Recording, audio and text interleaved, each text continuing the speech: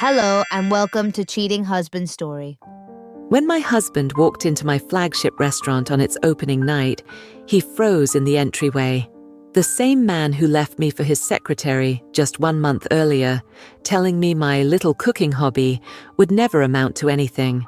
The hostess asked if he had a reservation, but he just stared at me across the crowded dining room, watching as I moved confidently between tables of food critics and local celebrities. Before we jump back in, tell us where you're tuning in from. And if this story touches you, make sure you're subscribed, because tomorrow I've saved something extra special for you. The look on his face when my new business partner introduced me as the culinary genius behind the most anticipated restaurant opening this year was worth every tear I'd shed and every sleepless night I'd endured after finding those text messages on his phone. The elegant dining room of Maison Sage hummed with excitement on its grand opening night. Crystal chandeliers cast a warm glow over the meticulously arranged tables, each adorned with fresh wildflowers and hand-folded napkins. The air carried the intoxicating aromas of my signature dishes, herbes de Provence, caramelized shallots, and the rich, earthy scent of truffle oil. At 42, I stood taller than I had in years, my chef's coat crisp and embroidered with my name, Executive Chef Claire Winters.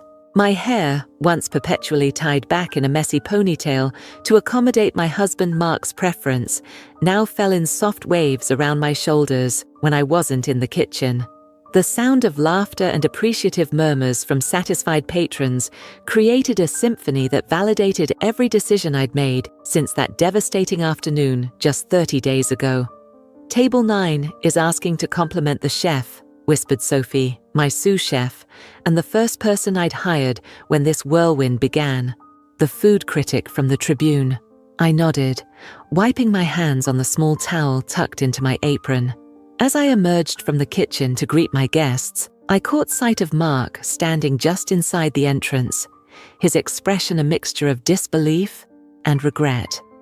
Beside him stood Rebecca, his secretary, no, his girlfriend, her hand clutching his arm as she took in the sophisticated space I'd created. They hadn't seen me yet. For a moment, I allowed myself to observe them.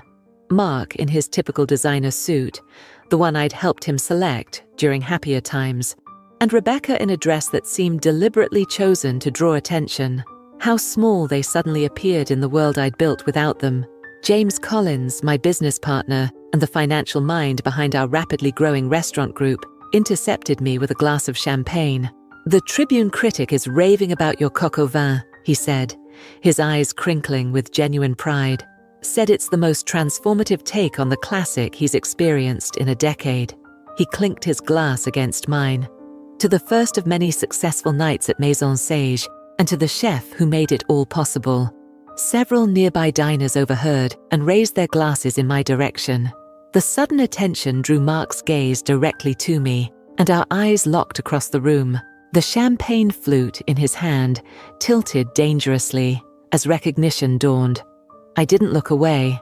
The woman who would have shrunk under his scrutiny just 1 month ago had disappeared, replaced by someone who knew her worth, down to the precise measurement of salt in a perfect sauce.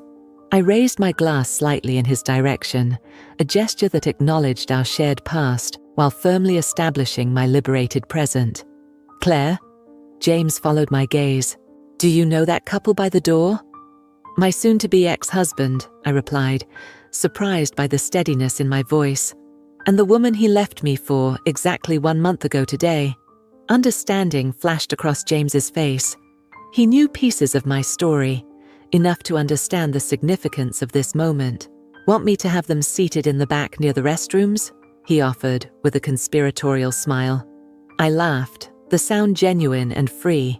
"No, give them the best table we have available near the kitchen. I want them to have the full Maison Sage experience." James raised an eyebrow. "Are you sure?" "Absolutely." I took a deliberate sip of champagne. Success is the best response to underestimation. As James made his way to the hostess stand, I returned to the table of the food critic, accepting his effusive compliments with gracious humility. In my peripheral vision, I watched as Mark and Rebecca were led to a prime table with a direct view of both the open kitchen and my interactions with admiring patrons. The strategic placement wasn't about petty revenge, it was about truth. Let them witness firsthand what Mark had dismissed as impossible. The evening continued in a blur of congratulations, perfectly executed dishes, and the intoxicating hum of a successful restaurant debut. I moved between kitchen and dining room with practiced ease, the months of training at the prestigious Le Cordon Bleu classes I'd secretly taken during the final years of my faltering marriage, evident in every plate that left my kitchen. "The couple at table 12 would like to speak with you," Sophie informed me around 10 Chu, her expression carefully neutral. "The man says he knows you." I nodded, wiping my hands on a towel. "I'll handle this." The walk to table 12 felt like crossing a bridge between my past and future. Mark's face grew increasingly uncertain with each step I took toward him. Rebecca's expression flickered between defensive hostility and reluctant admiration as she surveyed the restaurant. "Mark," I said, my voice professional yet warm. "Rebecca, I hope you're enjoying your evening at Maison Sage." Mark cleared his throat, his confidence visibly shaken. "Claire, this is unexpected. How did you? "The lamb is exquisite," Rebecca interjected, her voice carrying a hint of genuine surprise. "I've never had anything like it." "Thank you," I directed my response to her, choosing grace over grudges. "It's a contemporary take on my grandmother's recipe. The secret is in the 17-hour marinade." Mark stared at me as though seeing a stranger. In many ways, he was.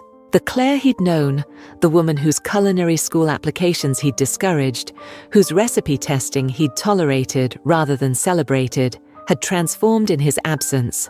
"Your restaurant is incredible," he finally managed, the word "your" clearly difficult for him to reconcile with his perception of me. "James Collins is your business partner, the James Collins who owns half the restaurants downtown?" "Yes," I replied simply. "We met during a charity cooking event last year. He's been instrumental in launching Maison Sage." What I didn't add was how quickly James had recognized my talent when Mark never had, or how James had called the very day after Mark left, offering me the opportunity that would change everything. Mark leaned forward, lowering his voice. "Could we talk privately? Just for a moment?" Rebecca's eyes widened, her hand instinctively reaching for Mark's arm. The gesture revealed an insecurity I recognized all too well. I'd felt it myself countless times during our 15-year marriage. "I'm afraid that's not possible tonight," I replied, glancing around at the still busy restaurant. "Opening night requires my full attention, but please enjoy your meal. It's on the house." "Claire," Mark began, an undercurrent of the old authority in his voice. "Chef Winters," called my pastry chef from across the room. "The food photographer from Gourmet magazine needs you for the dessert presentation." I smiled at the impeccable timing. "If you'll excuse me duty calls, Sophie will ensure you have everything you need." I turned toward the kitchen, then paused.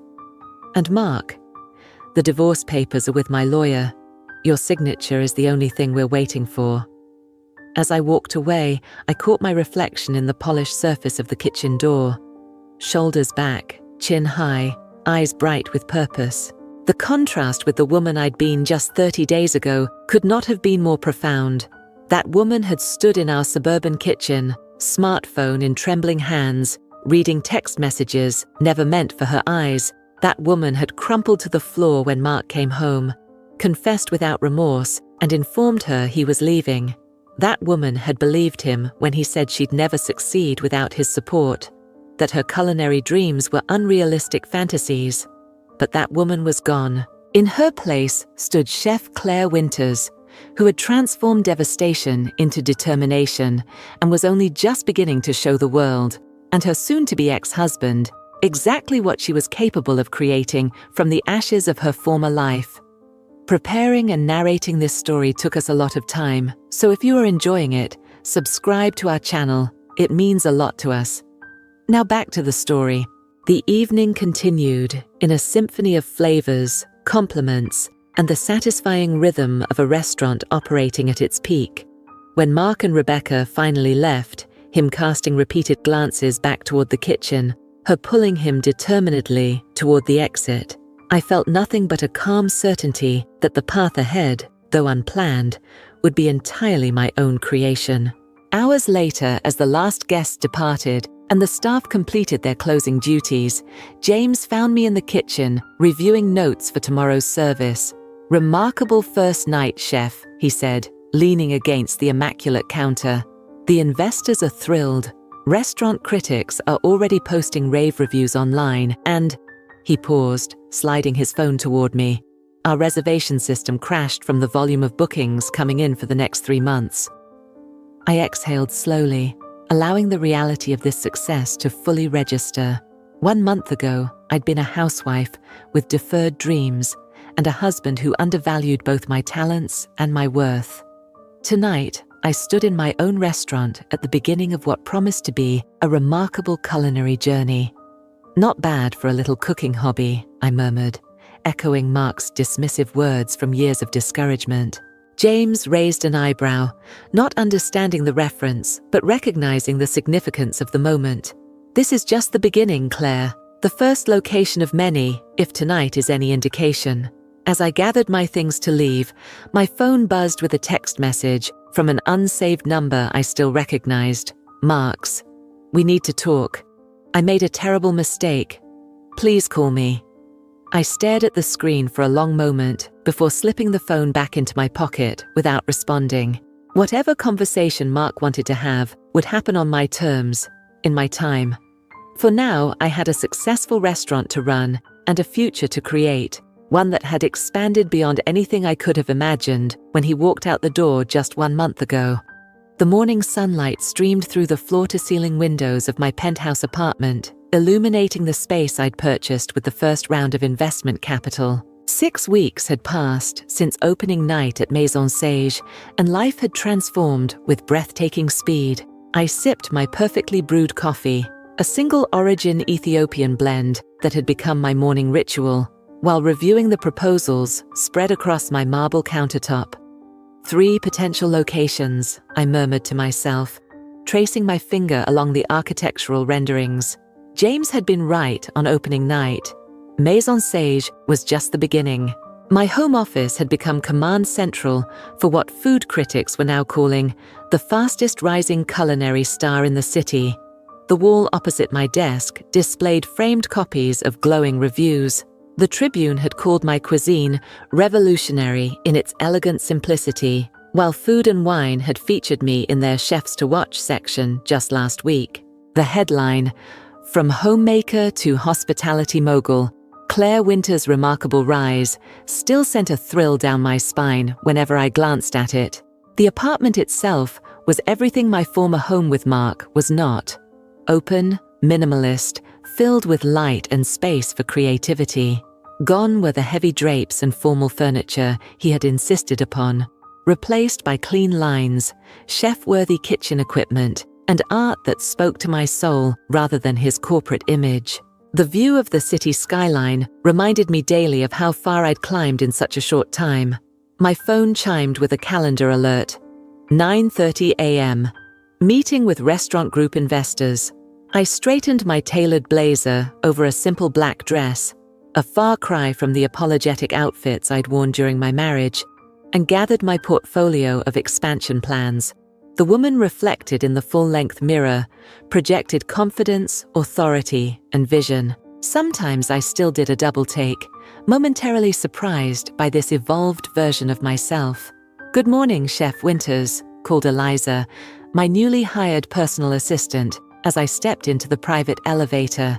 At 26, she possessed the organizational skills and discretion I needed as my professional obligations multiplied exponentially. "Your car is waiting downstairs. I've sent the updated presentation to your tablet and confirmed lunch with the James Beard Foundation representative at noon." "Thank you, Eliza." I accepted the tablet she handed me, already open to the day's schedule. "Any word from Pascal about the seasonal menu changes?" "He sent the final draft at 6 a.m. "I've forwarded it to your email," she replied efficiently. Also, your attorney called. The divorce papers have been delivered to Mr. Winters again, but he's still requesting a meeting before signing. I felt a familiar tightening in my chest at the mention of Mark, but it passed quickly. His repeated attempts to schedule a private conversation had evolved from desperate texts to formal requests through his lawyer, all while the divorce papers remained unsigned, keeping us legally bound despite his choice to leave. Tell Richard to inform Mr. Winters that my position remains unchanged, I said, referring to my attorney. The terms are more than fair. If he wants to discuss anything, he can do so through proper legal channels. The sleek black town car pulled away from my building into the morning traffic. Through the window, I watched the city pass by. The same streets I'd walked for years, feeling invisible, now part of the empire I was building.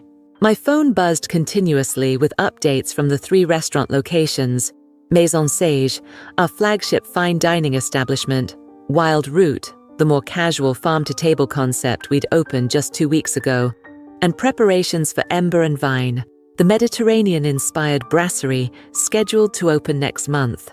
Each message, each decision required of me, reinforced how dramatically my life had pivoted since Mark's departure.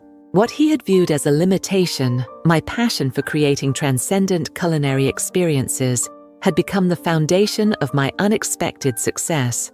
At the investment firm's gleaming office tower, I was greeted with the deference reserved for valued clients.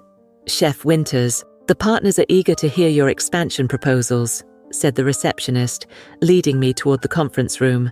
"They've been following the unprecedented success of both your restaurants." The conference room fell silent as I entered. 8 impeccably dressed financial executives, 7 men and 1 woman, rose from their seats in a show of respect that would have been unimaginable 2 months ago. "Claire, wonderful to see you again," said Robert Keller, the head of the investment group, extending his hand. "Everyone's been looking forward to hearing about your next phase of growth. The numbers from both Maison Sage and Wild Root have exceeded even our most optimistic projections." I set my portfolio on the polished table, appreciating the subtle shift in power dynamics. These were the same people who had initially questioned James's faith in an unknown chef with no formal restaurant management experience. Now they hung on my every word, eager to continue financing my expanding vision. "Thank you, Robert. I'm excited to share what we've developed."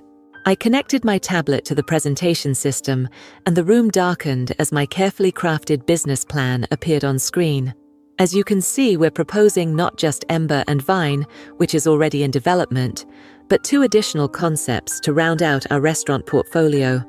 For the next 45 minutes, I guided them through the culinary and business vision that had crystallized during the weeks of Maison Sage's triumph.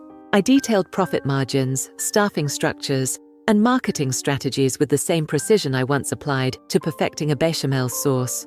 The confidence in my voice never wavered, even as I registered the surprise on some of their faces, still adjusting to the transformation from the hesitant woman who had initially attended these meetings silently at James's side.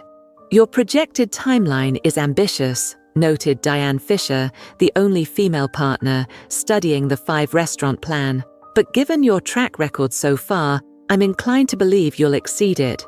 We're prepared to increase our investment by 30%, Robert added, exchanging glances with his colleagues. "Your restaurants aren't just successful, Claire. They're becoming cultural institutions in this city. The waiting list for Maison Sage reservations is approaching 3 months. As the meeting concluded with handshakes and enthusiastic commitments, I felt a surge of satisfaction that transcended simple pride. This was validation of the deepest kind, recognition of abilities I'd always possessed but had kept carefully contained within the boundaries of my former life. Outside the investment firm, I paused on the sidewalk, taking a moment to absorb the beautiful spring day. Across the street stood Carlton Tower, the gleaming corporate headquarters where Mark worked as Chief Financial Officer. For 15 years, I'd lived in the shadow of his success, arranging my schedule around his business dinners, hosting his colleagues with meals he rarely appreciated. Now, our professional worlds existed side by side in this financial district, though mine was expanding while his remained static. As if summoned by my thoughts, I spotted a familiar figure exiting the tower's revolving doors. Mark, engaged in conversation with two colleagues, hadn't noticed me yet. He looked different somehow, the confident stride slightly diminished, his designer suit hanging a bit looser on his frame. The woman beside him was not Rebecca, but another executive I recognized from company functions I'd attended as the supportive spouse. For a moment, I considered crossing the street in the opposite direction, avoiding an unplanned encounter.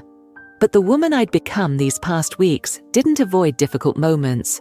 She moved through them with grace and self-possession. I straightened my shoulders and continued along my planned route, which would take me directly past Mark's building toward my lunch appointment. As our paths converged, recognition flashed across his face, followed by a complex mixture of emotions I couldn't fully decipher. Surprise gave way to something that looked remarkably like longing. "Claire," he said, his voice carrying across the remaining distance between us. His colleagues glanced curiously between us, aware of some tension, but not its nature. "Mark," I acknowledged with a polite nod, maintaining my pace. He mumbled goodbyes to his companions and fell into step beside me. "You look." He searched for words, his eyes taking in my transformation. Incredible. That article in Food and Wine barely did you justice. "Thank you," I replied, neither slowing nor inviting further conversation. The easy deference in his tone was new. A man accustomed to leading every interaction, now struggling to establish footing. "I've been trying to reach you," he continued, slightly breathless from matching my determined stride. "There are things we need to discuss, important things." I stopped then, turning to face him fully on the busy sidewalk. "The only thing we need to discuss is finalizing our divorce, which requires nothing more than your signature." His face flushed slightly. "It's not that simple, Claire. When I left, I made a horrible mistake. I didn't understand what you were capable of." "No," I interrupted. "You didn't. But that was never the problem, Mark. The problem was that you didn't want to understand. You preferred me in a box of your creation." The truth of those words hung between us as pedestrians streamed past. In his eyes, I could see the struggle, a man confronting the reality that what he discarded had become something precious in the world's estimation. "My Uber is arriving," I said, gesturing toward the black SUV pulling to the curb. "If you want to communicate with me, please do so through our attorneys." "Claire, wait." His hand reached for my arm but stopped short of making contact, awareness of changed boundaries visible in his hesitation. "I have a lunch meeting with the James Beard Foundation," I said, opening the car door, "and then menu testing for Ember and Vine. Some of us are building something, Mark, not just seeking to reclaim what we carelessly threw away." As the car pulled away, I caught a final glimpse of him, standing on the sidewalk, watching me depart. The symmetry wasn't lost on me. A month ago, I'd been the one left behind, watching him walk away with another woman. But unlike Mark, I wasn't looking back with regret. I was moving forward with purpose, creating a life that had outgrown the space he'd once occupied in it. The soft jazz playing throughout Maison Sage perfectly complemented the gentle clink of silverware and appreciative murmurs of diners enjoying their meals. 2 months since opening night, and the restaurant still operated at full capacity every evening, with reservations becoming as valuable as concert tickets in the city. I moved through the dining room for my nightly ritual of greeting guests, pausing at each table to ensure their experience exceeded expectations. "The mushroom risotto is life-changing," gushed a woman celebrating her anniversary.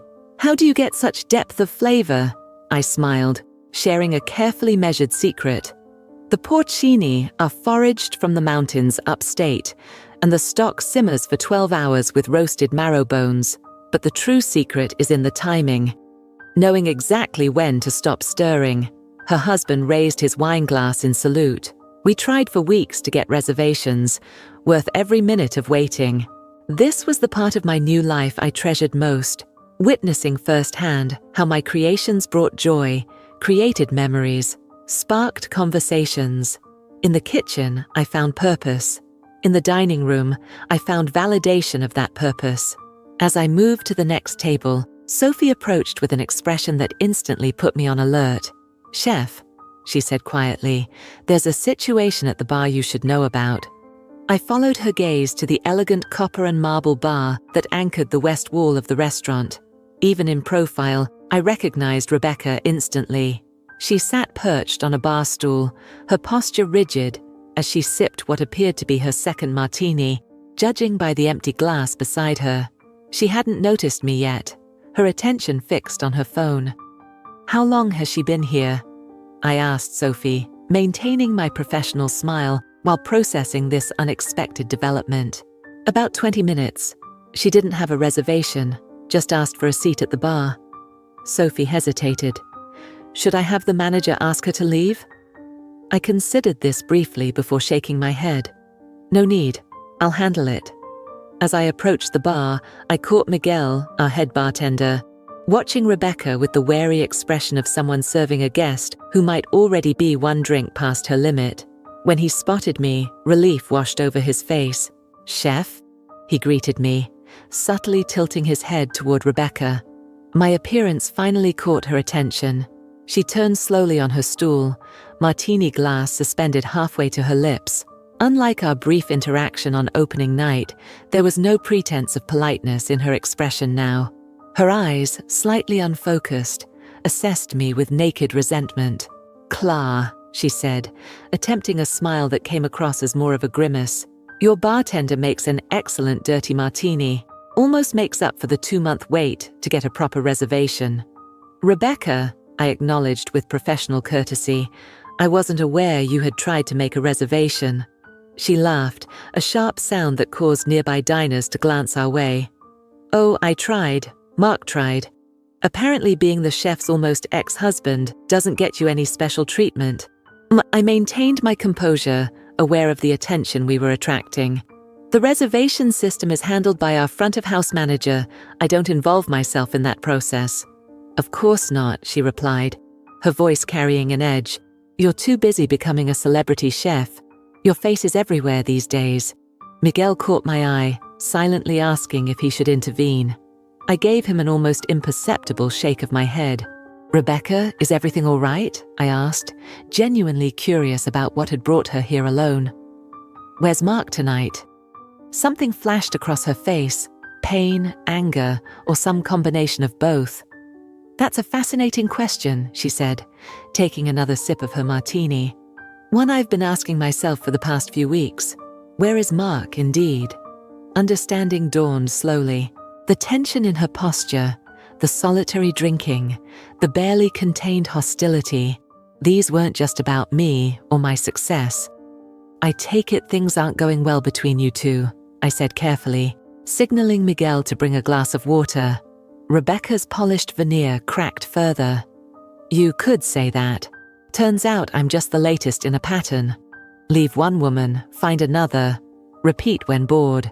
Though I think you've thoroughly disrupted his usual recovery routine." "I'm sorry to hear that," I said, and was surprised to realize I meant it. Despite everything, I wouldn't wish the pain of Mark's betrayal on anyone, not even the woman he'd left me for. "Are you?" she challenged, her eyes suddenly sharp. "Because from where I'm sitting, this all looks like an elaborate revenge scenario. The successful restaurants, the magazine features, the new look." She gestured vaguely toward my chef's coat. "He can't stop talking about you, you know. Claire's new restaurant. Claire's write-up in the Tribune. Claire's incredible transformation." Miguel discreetly placed a glass of water near her elbow, which she ignored. "This isn't about revenge, Rebecca," I said quietly. "Or about Mark at all. This is about finally pursuing what I always wanted, but put aside for my marriage." She studied me for a long moment, searching for insincerity. Finding none, she deflated slightly. "Well, it's working anyway. The revenge part. He's obsessed with getting you back." An uncomfortable silence settled between us. Around the restaurant, conversations continued. Servers delivered exquisite plates of food, and the sommelier guided a couple through wine pairings, all elements of the world I'd created, continuing in perfect harmony, despite this discordant encounter. "I should go," Rebecca finally said, reaching for her purse. This was impulsive. "Have you eaten?" I asked, surprising both of us with the question. She blinked, momentarily thrown by the shift. "No. I'll let me have the kitchen prepare something for you." I turned to Miguel. "Please move, Ms." I realized I didn't know her last name. "Davidson," she supplied, looking equally surprised by this turn of events. "Please move Miss Davidson to table 14 and bring her a selection of our small plates." I returned my attention to Rebecca. "The roasted beet salad with goat cheese mousse is particularly good tonight." Confusion replaced the hostility in her expression. "Why would you do that? After every—" I considered my answer carefully. "Because good food has power beyond judgment or grudges. It nurtures regardless of circumstance." I signaled to Lucas, one of our best servers. "Lucas will take care of you. If you'll excuse me, I need to check on the kitchen." As I walked away, I heard Rebecca call after me. "He's going to keep trying, you know. Mark doesn't like losing things he suddenly realizes are valuable." I paused, but didn't turn around. "I'm not a thing to be lost or claimed, Rebecca. I never was. That was always his fundamental misunderstanding." In the controlled chaos of the kitchen, I found my center again. The rhythmic chopping of vegetables, the sizzle of perfectly seared scallops, the synchronized dance of my culinary team. These elements grounded me in the present rather than the complicated past that had just perched at my bar. "Chef," called my pastry chef Daniel, "the soufflé special is ready for your approval." I inspected the perfect rise of the chocolate creation, its delicate crust concealing the molten interior. "Beautiful work. Send 2 to table 14 with my compliments." "Table 14? Daniel raised an eyebrow. "Isn't that where you seated?" "Yes," I confirmed. Sometimes the best response to difficulty is unexpected generosity. An hour later, as I supervised the plating of entrees for a large party, Sophie appeared at my side. "Rebecca's leaving," she said quietly. "I thought you'd want to know." Through the kitchen service window, I watched as Rebecca gathered her things, her demeanor notably calmer than when she'd arrived. As she stood to leave, she did something unexpected. She looked directly toward the kitchen and inclined her head in a gesture that wasn't quite a thank you, but acknowledged something had shifted between us. After she departed, I found a business card left on the table beside a generous tip. On the back, a hastily scrawled note. The food was extraordinary. I understand him better now, both why he left and why he wants to come back. But we both deserve more than being someone's second choice. The card joined the collection of mementos in my office, newspaper clippings, food magazine features, and the key to my first restaurant.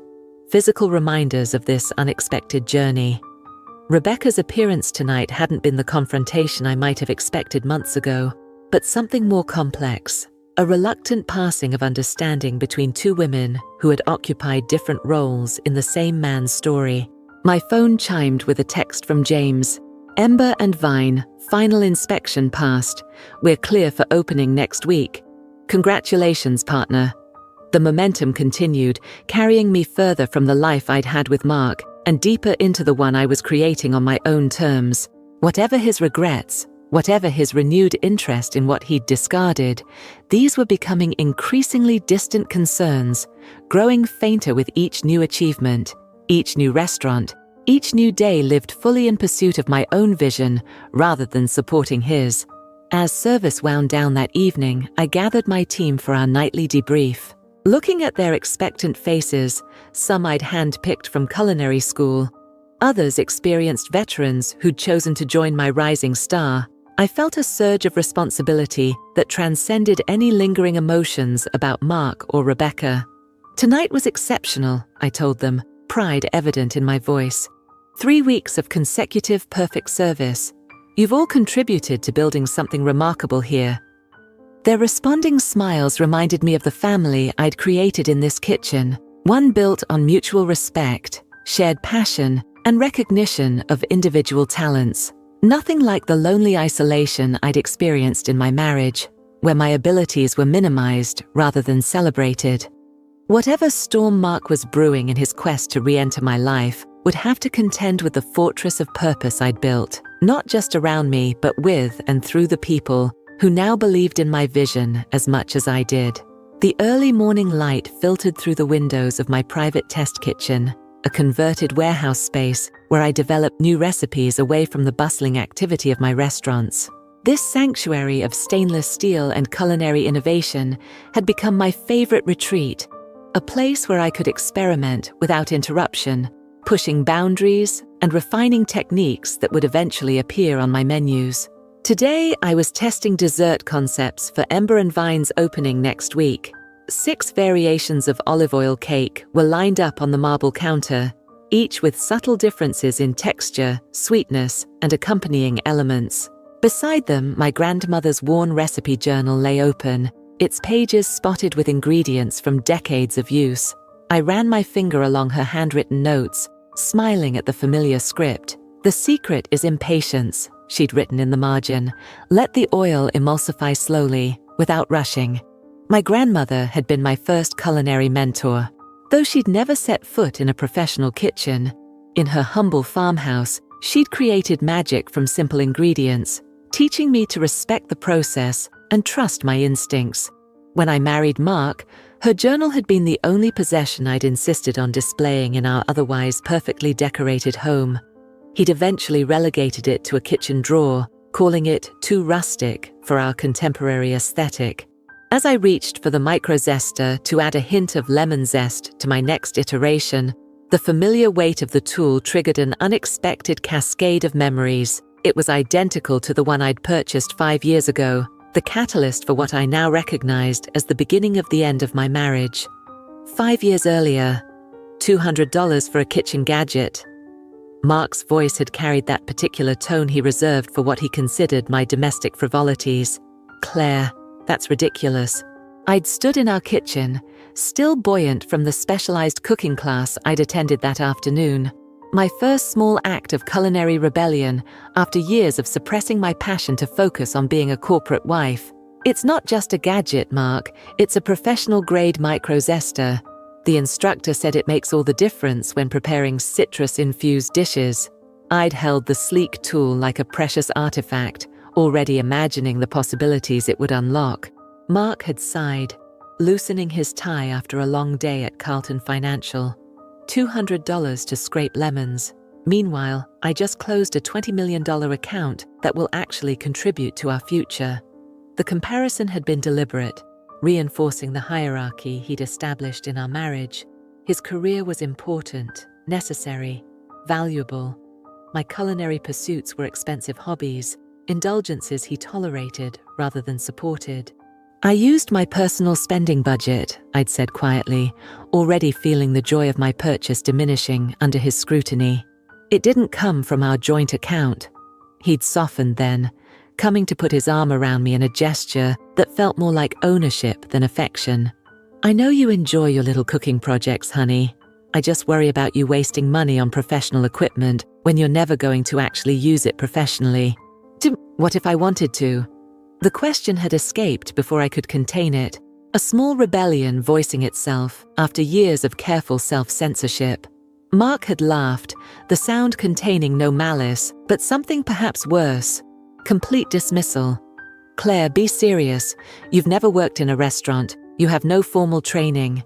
The culinary world is brutally competitive."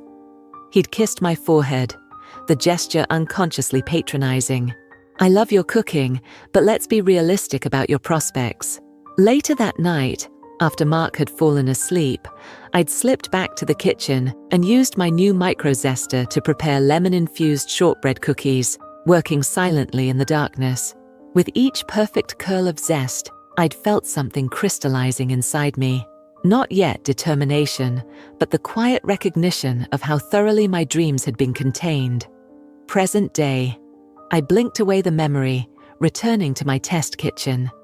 The microzester in my hand was now just one of dozens of professional tools I use daily, all purchased without justification or apology. I finished adding the precise amount of lemon zest to the olive oil batter, the muscle memory of thousands of such movements guiding my hands. My phone chimed with an incoming email, breaking my reverie. I wiped my hands on a towel before checking the message. It was from Richard, my attorney. The subject line read simply, "Update on divorce proceedings." I opened it with a mixture of anticipation and dread. After months of delays and excuses, had Mark finally signed the papers? "Claire," the email began, "Mr. Winters has proposed new terms for the divorce settlement. He's offering to relinquish all claims to your restaurant businesses in exchange for a face-to-face meeting to discuss reconciliation." His attorney emphasized that he's not making this contingent on any particular outcome of said meeting, just the opportunity to speak with you directly. I set the phone down, a complex wave of emotions washing over me. The practical side of me recognized the benefit, a clean break, no potential future claims on the empire I was building. The emotional side remembered all too clearly the subtle manipulations that had characterized our 15 years together. The olive oil cake momentarily forgotten, I walked to the floor-to-ceiling windows overlooking the river. The city sprawled before me, its skyline including the building where I'd lived with Mark, in a beautiful cage of his making. From this distance, it looked small, containable, much like the influence he now held over my life, compared to months ago. My phone rang, James calling, probably about Ember and Vine's imminent opening. "I just heard from Richard," he said without preamble when I answered. "Mark's new proposal, news travels fast," I commented, unsurprised that my business partner was already aware of the development. "What's your take?" "Legally, it's a clean solution," James replied, his background in business law evident in his assessment. "But Claire, you don't need to meet with him to secure your business interests. We have enough documentation of your intellectual property and creative control to protect everything you've built." "I know," I said quietly, watching a boat navigate the currents below. "But part of me thinks there's something powerful in facing him directly, not as the woman who left our apartment in tears 3 months ago, but as the person I've become since then." "That's your decision," James said, his tone softening. "Just remember, you don't owe him closure or explanation. Whatever you decide, the restaurants are secure." After we hung up, I returned to my olive oil cakes, now cooled enough for tasting. Methodically, I sampled each variation, making notes on texture, flavor balance, and visual appeal. The discipline of professional assessment centered me, a reminder of how much I'd learned in the months since Mark's departure. The third variation was perfect, light yet substantial, with hints of lemon and rosemary complementing the fruity olive oil. I photographed it for the recipe documentation, already envisioning it paired with the house-made limoncello we'd been developing for Ember and Vine. As I cleaned my workstation with the focused precision I demanded of my kitchen staff, another memory surfaced, not of Mark this time, but of my grandmother. "Claire," she'd told me once while teaching me to make her famous peach pie, "cooking is about transformation, taking something simple, applying heat and time and attention, and creating something entirely new. People can transform the same way if they're brave enough to endure the process." At the time, I thought she was simply talking about recipes. Now I recognized the deeper wisdom in her words, how my own transformation had required walking through fire, experiencing pain, and emerging reconstituted into something stronger and more authentic. My phone chimed again with a text from Eliza. "Reminder, final menu tasting for Ember and Vine at 3 p.m. Full team will be present." I glanced at my watch, surprised by how the morning had slipped away. Wrapping the perfect olive oil cake securely, I gathered my notes and prepared to leave the test kitchen. As I reached the door, I paused, looking back at the space that had become symbolic of my independence, a place where I created without justification or apology. The contrast with my former life was stark and illuminating. For years, I'd filtered my passions through Mark's expectations, seeking his approval for pursuits that required none. The realization made me wonder what else I might have accomplished had I freed myself sooner from the constraints of his limited vision for my life. When I stepped outside, the September air carried a hint of autumn, a transitional season, appropriate for my current circumstances. I handed the wrapped cake to Thomas, my driver, who had become accustomed to transporting culinary experiments between my various restaurants. "To Ember and Vine," I instructed, settling into the back seat. "We're finalizing the opening menu today." As the car pulled away from the converted warehouse, I made a decision. I would meet with Mark, not from obligation or lingering attachment, but to fully close the chapter he represented in my life. Whatever closure he sought would be secondary to the closure I would claim for myself. A clear-eyed acknowledgement of both what was lost and what was gained in the dissolution of our marriage. I composed a brief response to Richard. I agreed to one meeting. Neutral location, 1 hour maximum, no commitments beyond listening to what he has to say. Then I turned my attention to the notes I'd prepared for the menu tasting, focusing on the future I was creating, rather than the past that had triggered these reflections. Whatever Mark wanted to say, whatever explanations or apologies he might offer, they would be received by a woman who no longer needed his validation to understand her worth. The transformation was complete. The heat had been applied, the time had passed, and what emerged was entirely, authentically new. The elegant interior of Ember and Vine hummed with anticipation. 3 days before our official opening, we were hosting a private friends and family event, the final dress rehearsal before introducing our Mediterranean concept to the public. Copper lanterns cast a warm glow over the rustic tables, each adorned with sprigs of fresh herbs and hand-painted ceramics I'd commissioned from a local artist. The scent of wood-fired bread and roasting meats permeated the space, creating an atmosphere of comforting abundance. I surveyed the scene from near the open kitchen, mentally checking every detail against my exacting standards. The staff moved with practiced precision, having trained intensively for 6 weeks to execute my vision. Executive Chef Marcus, whom I'd lured from a prestigious position in Barcelona, directed his team with quiet authority, his experienced eyes missing nothing. "Everything is perfect, Claire," James said, appearing beside me with 2 glasses of the house-made vermouth we'd developed specifically for Ember and Vine. "The critics are already calling tomorrow's opening the culinary event of the season." I accepted the glass, allowing myself a moment of satisfaction. The real test will be next week, once the initial excitement fades, and we're judged solely on consistency and quality. James chuckled, always focusing 3 steps ahead. "That's why we're building an empire, while others struggle to maintain a single restaurant." His words, though complimentary, triggered an uncomfortable awareness of how similar they sounded to something Mark might have said.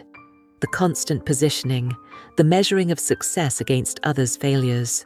I took a sip of vermouth, appreciating its complex botanical notes while silently acknowledging the parts of my former marriage that had shaped my current drive. "Claire," a familiar voice cut through my thoughts.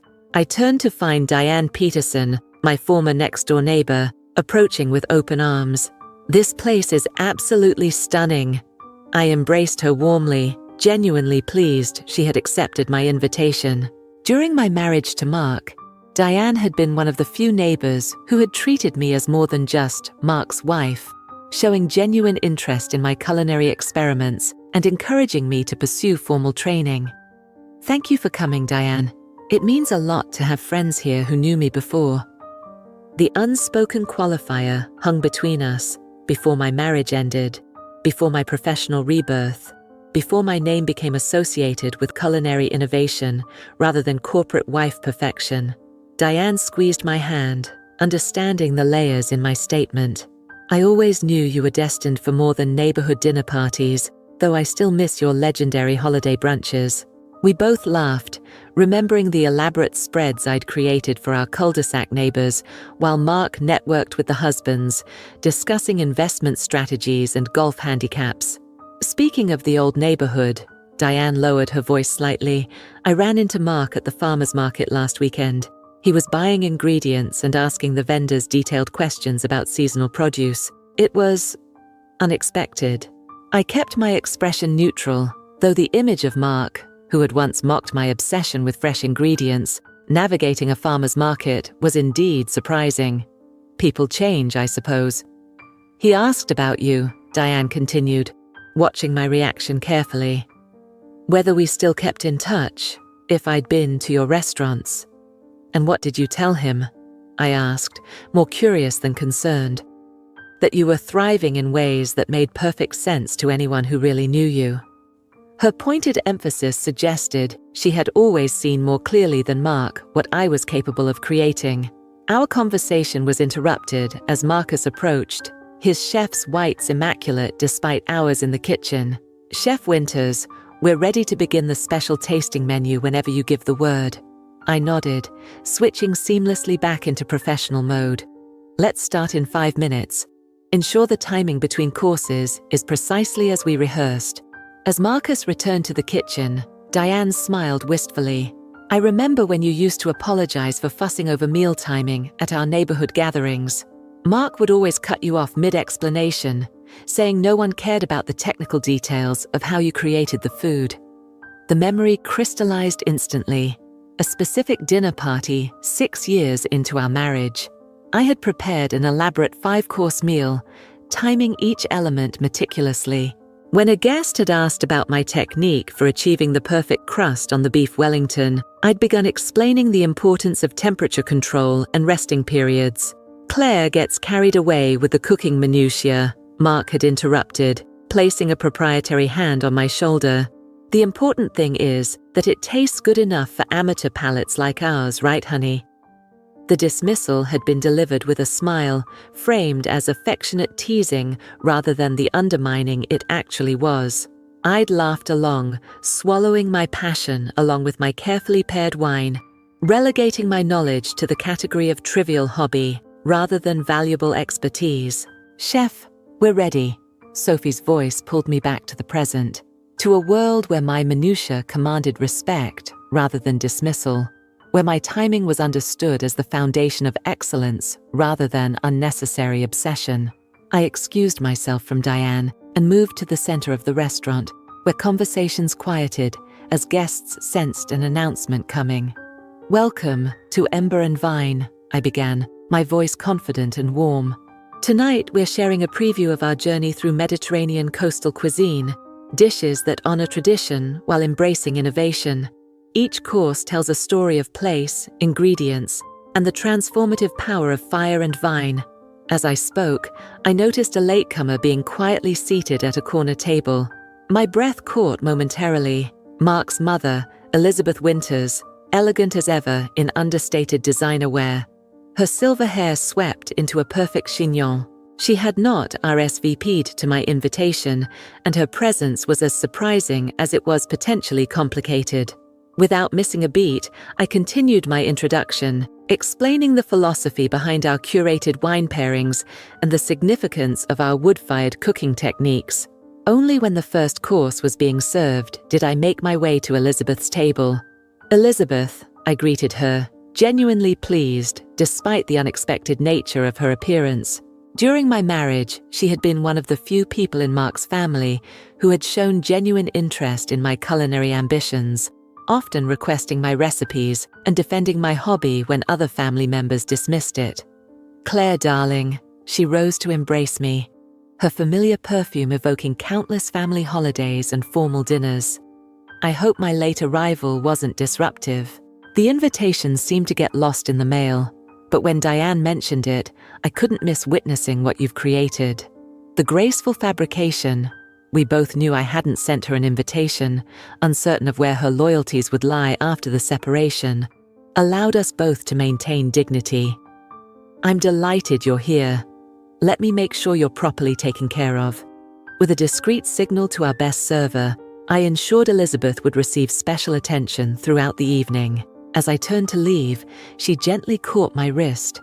"Claire," she said, her voice lowered, "I want you to know that family is more than legal documents. What you've accomplished, it's extraordinary, and some of us have always seen your potential, even when others were blind to it." The unexpected support brought a lump to my throat. "Thank you, Elizabeth. That means more than you know." As the evening progressed, I circulated among the guests, accepting congratulations and explaining the inspirations behind various dishes. Through it all, I was acutely aware of Elizabeth's presence, a connection to my former life, observing the manifestation of my new one. When the dessert course arrived, my perfected olive oil cake paired with house-made limoncello and candied herbs, I found myself back at Elizabeth's table as she took her first bite. "This," she declared, closing her eyes briefly to savor the experience, "is what you were trying to explain at that Christmas dinner 7 years ago, the one where Mark kept interrupting your description of olive oil's flavor profiles." The memory surfaced with vivid clarity, standing in Elizabeth's kitchen, attempting to share my enthusiasm for different regional olive oils while Mark repeatedly cut me off, insisting oil is oil, and that no one could possibly taste the differences I was describing. "You remember that?" I asked, surprised by her specific recollection. "Of course I do." Her expression softened. "I also remember watching you retreat into yourself afterward, how you stopped sharing your knowledge even when asked directly. It was like watching someone slowly dim their own light. The observation was so accurate, so perceptive of the subtle erosion of self that had characterized my marriage, that I found myself momentarily speechless." Elizabeth continued, her voice gentle but firm. "Mark learned many things from his father. Some good, some less so. The need to be the authority in the room was, unfortunately, among the latter.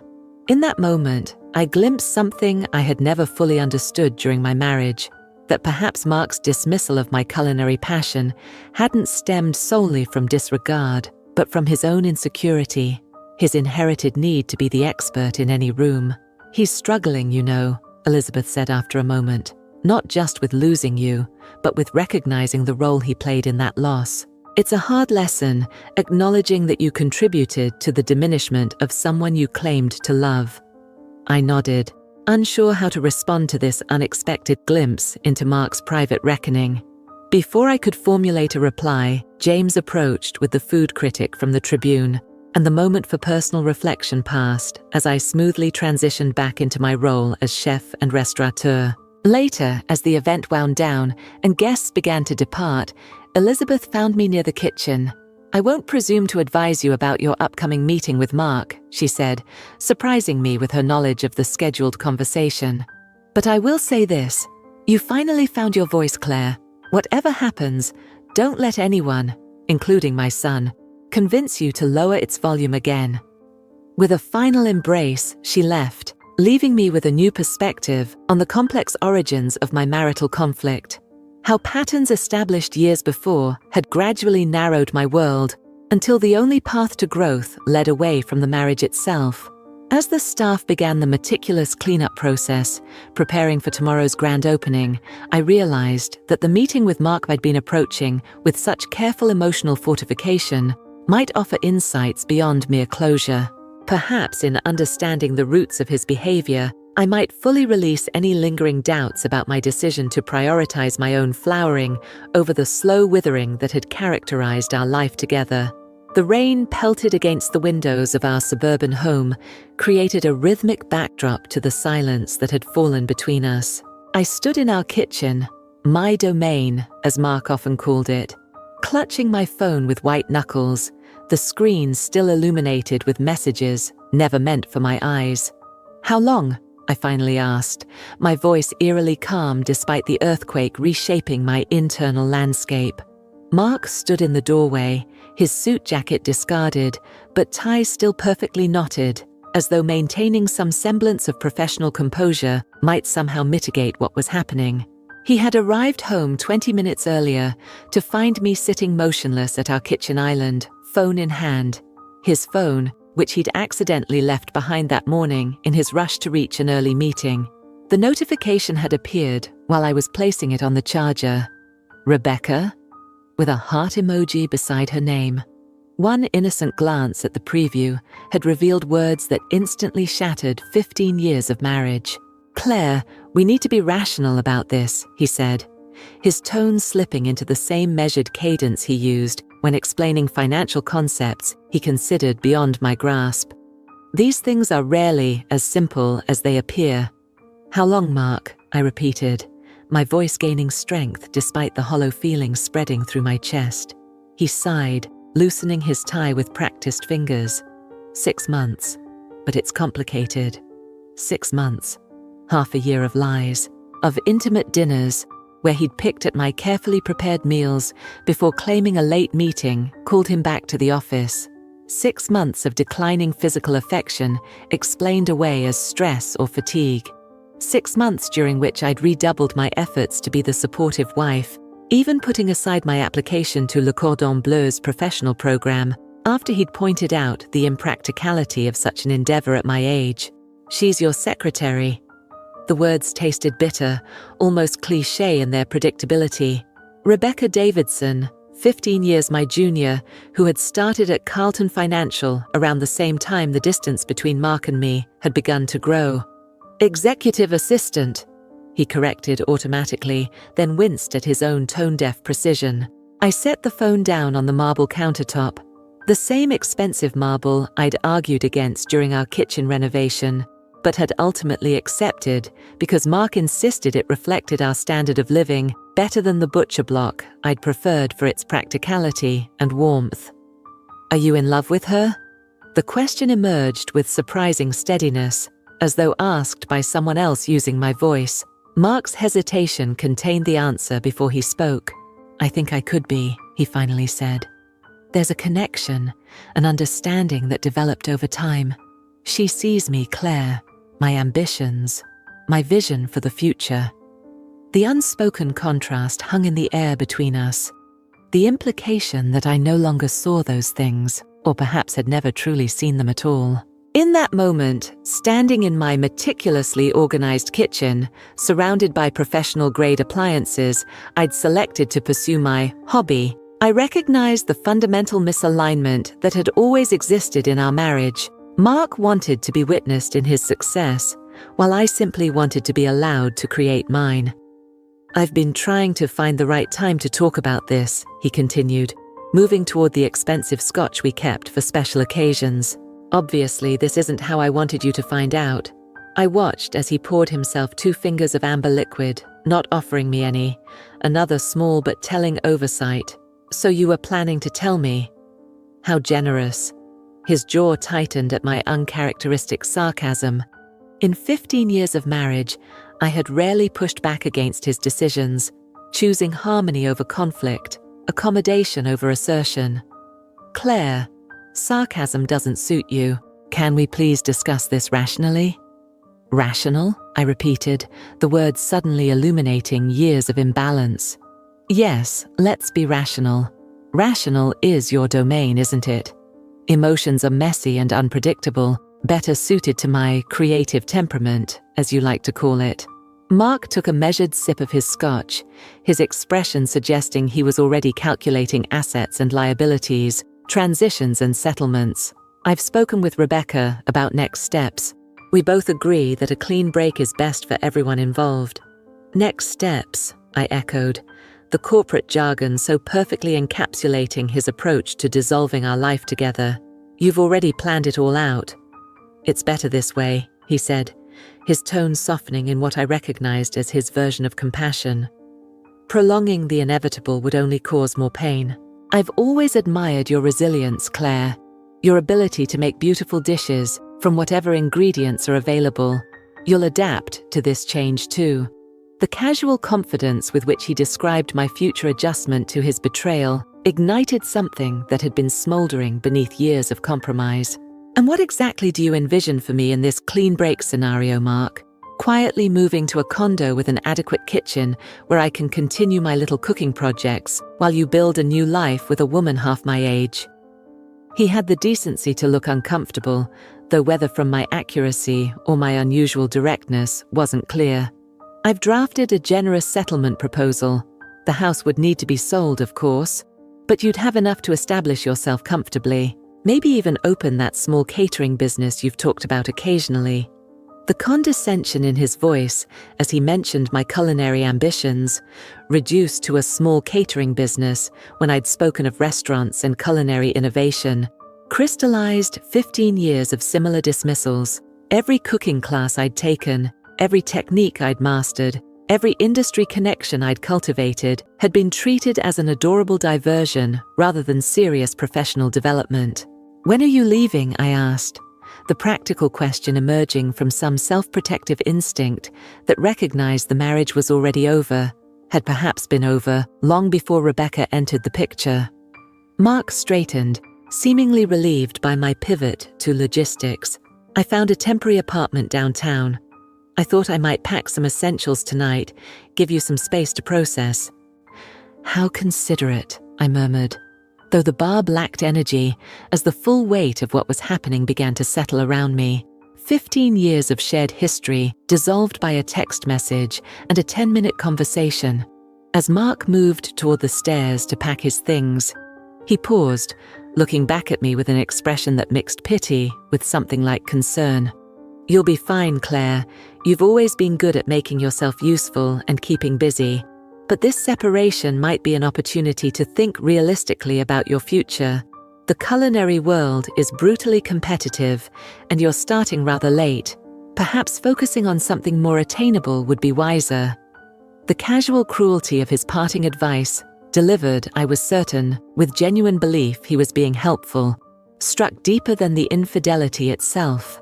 In one sentence, he had summarized the fundamental disregard that had characterized his view of my ambitions throughout our marriage. "Good luck with Rebecca," I said quietly.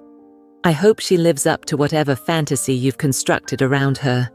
2 hours later, after Mark had packed a suitcase and left with promises to arrange for the rest of his things, I stood alone in our expansive kitchen. The rain had stopped, and a strange stillness pervaded the house. A silence that seemed to ask what would fill it now.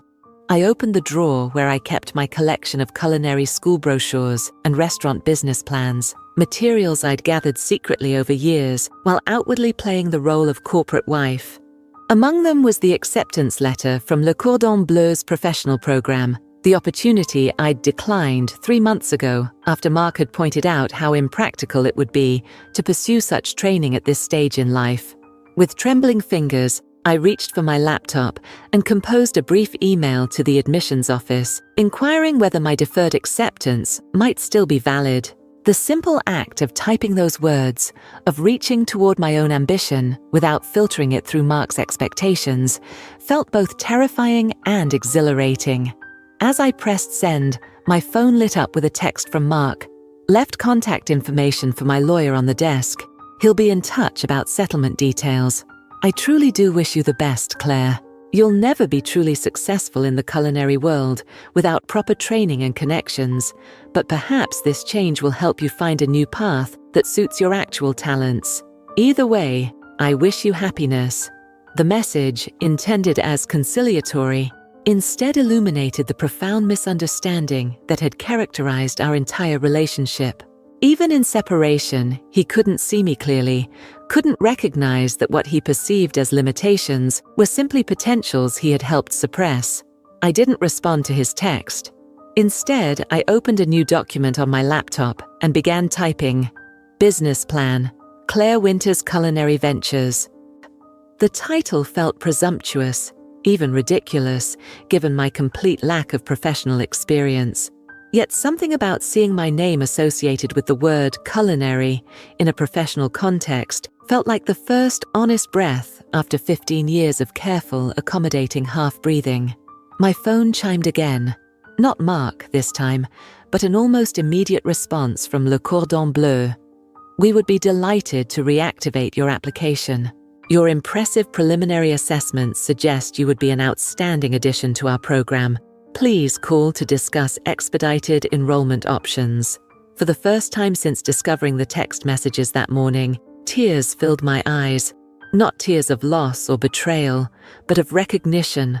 Perhaps the greatest tragedy of my marriage hadn't been its end, but the years spent dimming my own light to avoid outshining someone who had never truly seen its potential in the first place. The empty apartment echoed with each footstep as I walked through its sparse rooms. 1 month after Mark's departure, I had sold our suburban home, accepting a quick below-market offer to expedite my freedom from the mortgage we'd shared.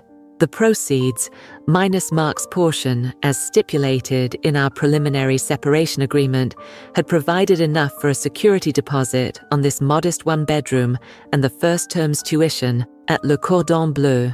Gone were the designer furniture pieces and curated art collection that had filled our marital home. In their place stood a second-hand couch, a basic table with mismatched chairs, and a bed that occupied most of the small bedroom.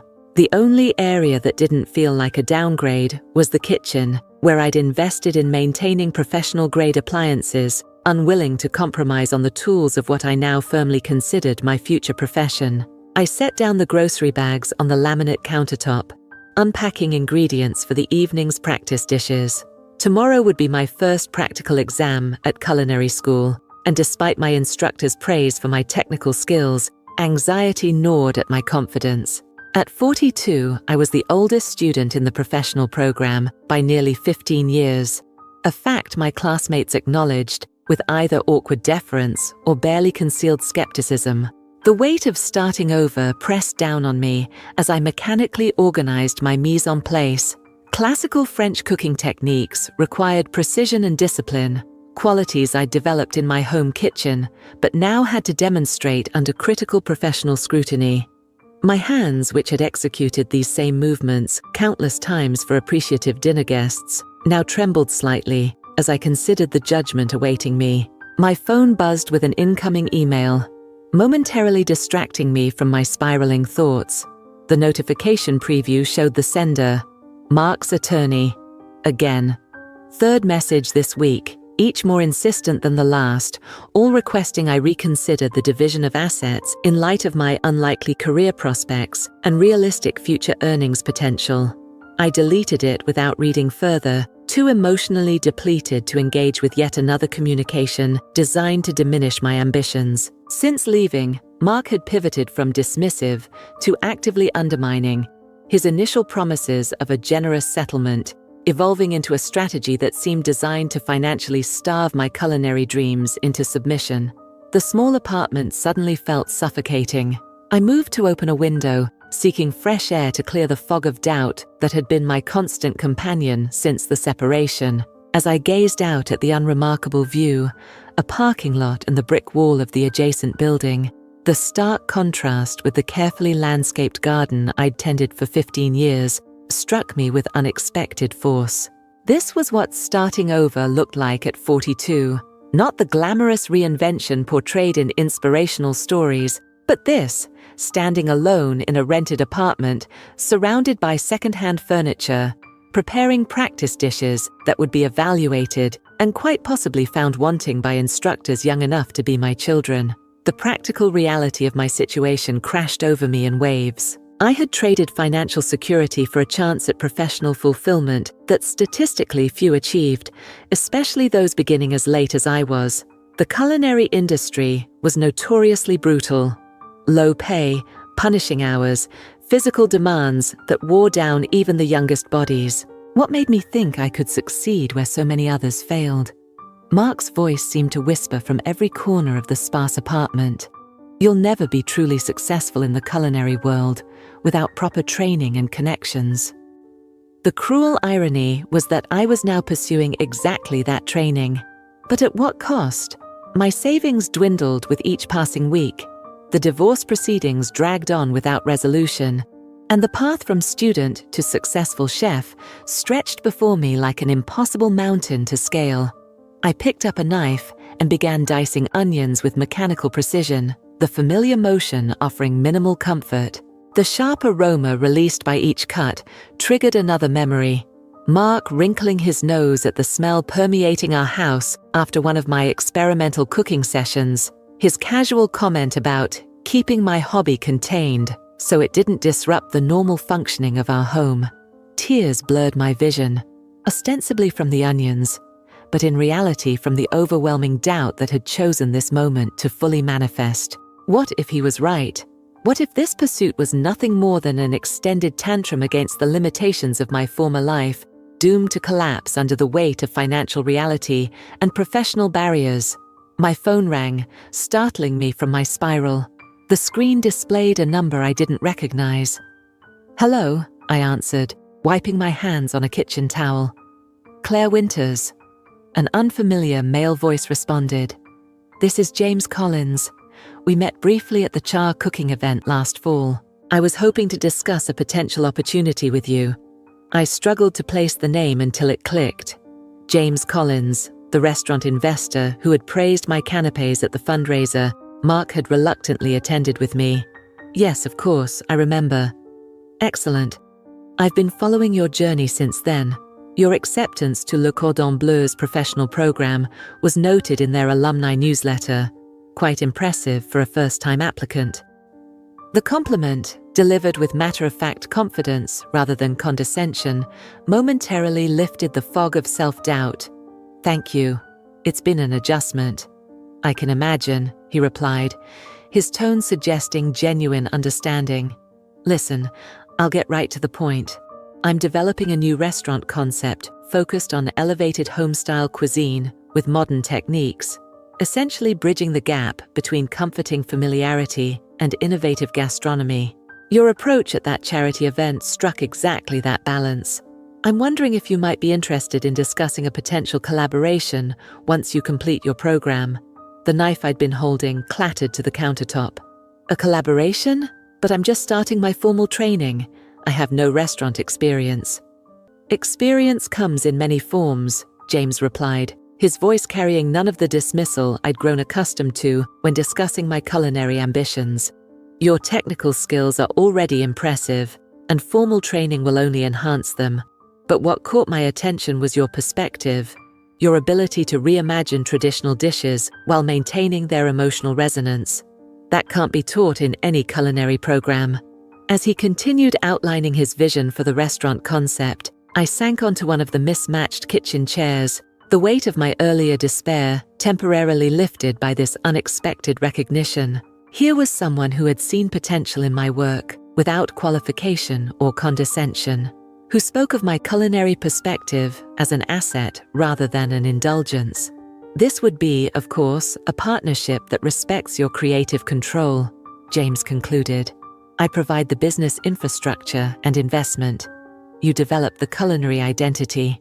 Equal voices in the venture. Equal voices. The phrase resonated through my small kitchen, highlighting by contrast the unequal partnership that had characterized my marriage. Mark had never considered my input equal to his, not in financial decisions, not in lifestyle choices, and certainly not in validating my professional aspirations. I'm still early in my program, I said cautiously, unwilling to grasp too eagerly at what seemed too perfect an opportunity, and in the middle of divorce proceedings that are becoming complicated. I understand timing concerns, James replied smoothly. This would be a development process over the next 6 to 8 months, coinciding with the completion of your program. As for the divorce, I have excellent legal resources if you need recommendations. Financial entanglements shouldn't prevent you from planning your professional future. After arranging to meet for a proper discussion the following week, I hung up and stared at the half-prepared ingredients on my counter. The call had arrived at my lowest moment, when doubt had nearly crushed my resolve, when Mark's dismissive assessment of my potential seemed most credible in the face of my reduced circumstances. I returned to my preparation with renewed focus, the mechanical movements now infused with purpose beyond tomorrow's exam. Each precise cut, each carefully measured ingredient became an act of defiance against the limitations that had been placed upon me by Mark, by social expectations, and most damagingly, by my own internalized doubts. As I plated the practice dish, a deconstructed coq au vin that maintained the soul of the classic while reimagining its presentation, I studied the result with newly critical eyes. Not perfect, but promising. Like me, it existed in a state of becoming, no longer bound by traditional constraints, but not yet fully realized in its new form. I photographed the dish from several angles, then impulsively sent the best image to James Collins with a brief message. A preview of my perspective. Looking forward to our discussion. His response came almost immediately. Exactly what I envisioned. This is just the beginning. Yeah, just the beginning. The phrase echoed Mark's dismissive text from the night he'd left, yet carried precisely the opposite meaning. Where he had seen an ending of my relevance, my potential, my chance at meaningful creation, James saw inception. I cleaned my small kitchen with the same precision I'd applied to cooking, each surface wiped to immaculate readiness for tomorrow's practice. The apartment remained modest, my finances still precarious, the divorce still unresolved, yet something fundamental had shifted in those 4 words. Just the beginning. In the bedroom, I opened my laptop to review my course materials one final time before sleeping. An email notification appeared. Another message from Mark's lawyer, this one with a subject line that cut through my renewed determination. Urgent financial disclosure concerns. The message detailed allegations that I had concealed potential business opportunities during our initial settlement discussions, citing reliable information about pending restaurant ventures that should factor into the financial arrangements. The source of this information wasn't specified, but the timing, mere hours after James's call, suggested a disturbing level of monitoring or coincidence. I closed the laptop, my momentary confidence once again tinged with anxiety. The path forward remained steep and uncertain, with obstacles I was only beginning to understand. Yet for the first time since discovering those text messages in our kitchen, I recognized that the true betrayal hadn't been Mark's infidelity, but the years spent accepting his limited vision of my potential as the definitive assessment of my worth.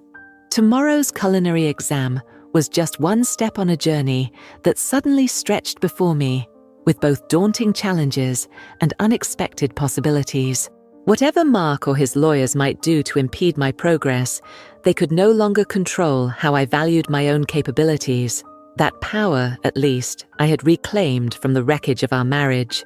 The knife moved with fluid precision as I julienned the carrot into perfect matchstick-thin strips. Around me, my fellow culinary students, most at least 15 years my junior, worked with varying degrees of confidence and skill. Chef Bernard, our French instructor, prowled the classroom kitchen like a meticulous predator, his critical gaze missing nothing. "Too thick, Mr. Alvarez," he commented to the young man beside me. "Again, please. Consistency is everything." I kept my focus on my own station, completing the mise en place for the sauce we were preparing. After 6 weeks at Le Cordon Bleu, I'd learned that drawing attention in Chef Bernard's class was rarely positive. His standards were exacting, his criticism cutting, and his praise virtually non-existent. "Ms. Winters." His voice directly behind me sent a jolt through my nervous system, though my knife never faltered. "Your technique." I braced myself for correction, mentally reviewing my hand position and cutting angle. "Show the others." The instruction came without embellishment, but contained something I hadn't yet heard in his voice. Approval. 20 pairs of eyes turned toward me as Chef Bernard directed the class's attention to my workstation. "Observe Ms. Winter's precision, the consistency of each piece, the economy of movement.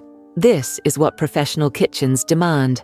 The unexpected praise warmed me even as I demonstrated the technique with calm focus. After class, as I meticulously cleaned my station, Chef Bernard approached again. "You have been cooking for many years," he stated rather than asked, his French accent more pronounced in private conversation. "Yes, chef, though never professionally." He nodded thoughtfully. "It shows in your hands. They have memory that the young ones lack." He hesitated, then continued with uncharacteristic directness. "I received a call from James Collins yesterday." I looked up in surprise. "About me?" "He is assembling a team for a new restaurant concept. He asked about your progress." Chef Bernard's expression remained impassive. "I told him you possess technical skills superior to many who have worked in professional kitchens for years." A small swell of pride rose within me, though I carefully maintained my composed exterior. "Thank you, chef. That's very generous." "It is not generosity, Miss Winters. It is assessment." He gathered his knives with methodical care. "The culinary world is difficult, competitive, exhausting, often cruel, especially to women, especially to those beginning later in life." His eyes met mine directly. "You will face resistance and skepticism at every turn." I absorbed his words, recognizing the truth in them. I'm aware of the challenges, chef. Are you? Something in his tone suggested deeper knowledge. James mentioned your personal situation. A divorce? Yes, from someone who did not support your culinary ambitions. The personal question from my normally reserved instructor caught me off guard. Yes, my husband, my ex-husband, he saw cooking as a hobby, not a viable career path. Chef Bernard nodded as though confirming something he'd already deduced. This is common. Many great chefs, particularly women, have had to choose between their passion and relationships that diminish it. He secured his knife roll with practiced movements. The question becomes, Miss Winters, what will you do with this freedom you have purchased at such cost? The question lingered in my mind as I left campus that evening, making my way to the small bistro where James Collins had suggested we meet. 6 weeks into my culinary program, and already both my instructor and a successful restaurateur saw potential that Mark had dismissed throughout our marriage. The validation should have been wholly encouraging, yet doubt still clung to me like a persistent shadow. The bistro was quietly elegant, nestled on a side street away from the trendier restaurant rows. James was already seated at a corner table when I arrived, his attention focused on the portfolio spread before him. Claire, he stood to greet me, his handshake firm and professional. Thank you for making time during what must be an incredibly busy period. Thank you for reaching out, I replied, settling into the chair across from him. It was unexpected. The server approached with water and menus, but James waved away the latter. Chef Marcel knows we're here. He's preparing a tasting of his spring menu for us, if that's acceptable. I nodded, appreciating both the gesture and the opportunity to experience another chef's seasonal vision. As we waited for the first course, James turned the conversation to my training. Bernard speaks very highly of your technical proficiency, he began. Says you have the hands of a natural chef trapped in the body of a home cook. I laughed, despite myself. That sounds like Chef Bernard's particular brand of compliment. Indeed, James smiled, but he doesn't offer praise lightly, so I consider it significant. He leaned forward slightly. Tell me what drew you to professional training after years of cooking at home. The question was asked with genuine curiosity, rather than the thinly veiled skepticism I'd encountered from others. As the first course arrived, a delicate spring pea velouté with mint oil and crab, I found myself explaining my lifelong passion for cooking and the gradual suppression of my professional ambitions during my marriage. So when Mark left, I concluded, it was devastating, but also clarifying. Suddenly, there was no one telling me what was practical or realistic, no one's expectations to manage but my own. James nodded thoughtfully. Freedom through abandonment. Painful, but potentially transformative. Exactly, I agreed, surprised by his perceptiveness, though the transformation part is still very much in progress. Between school, the ongoing divorce proceedings, and financial concerns, it's hard to see the path forward clearly. That's where I believe I can help, James replied, gesturing for the server to proceed with the next course. I've been developing a restaurant concept that aligns perfectly with your culinary perspective, a place that bridges classical technique with intuitive, emotionally resonant cooking. As he outlined his vision, a restaurant that would showcase seasonal ingredients through both traditional and innovative preparations, I felt a growing sense of alignment with my own culinary philosophy. Each course that arrived from the kitchen provided a tactile backdrop to our conversation, the chef's executions prompting discussions about technique, presentation, and emotional impact. The question is, James said, as dessert, a deconstructed lemon tart was served. Are you ready to commit to this path? Not just culinary school, but becoming the executive chef of a significant new restaurant? The directness of the question momentarily took my breath away. I'm still early in my training, I hedged, though excitement fluttered beneath my cautious response, and I have no professional kitchen experience. Experience can be acquired, James countered. Vision and palate are much harder to develop. You already possess both. He slid a folder across the table. This is my formal proposal. Take time to review it, discuss it with your attorney if you wish, but know that I'm prepared to move forward as soon as you're ready. I opened the folder to find a detailed business plan for a restaurant tentatively named Maison, along with financial projections, proposed terms of partnership, and a timeline that aligned with the completion of my culinary program. This is overwhelming, I admitted, scanning the document that treated my culinary direction as the centerpiece of a significant business venture. Sometimes the universe clears a path just when we need it most, James replied. The question is whether we have the courage to walk it. As I left the bistro that evening, portfolio tucked securely under my arm, I felt something crystallizing within me, a certainty that had been absent in the weeks of doubt and financial stress following Mark's departure. The path James offered aligned so perfectly with my long-suppressed dreams that it seemed almost surreal, yet the detailed business plan grounded it in practical reality. In my small apartment, I spread the documents across my table, reviewing each page with careful attention. Where Mark had seen an impractical hobby, James recognized marketable talent. Where my ex-husband had insisted on limitations, this virtual stranger perceived possibilities worth significant investment.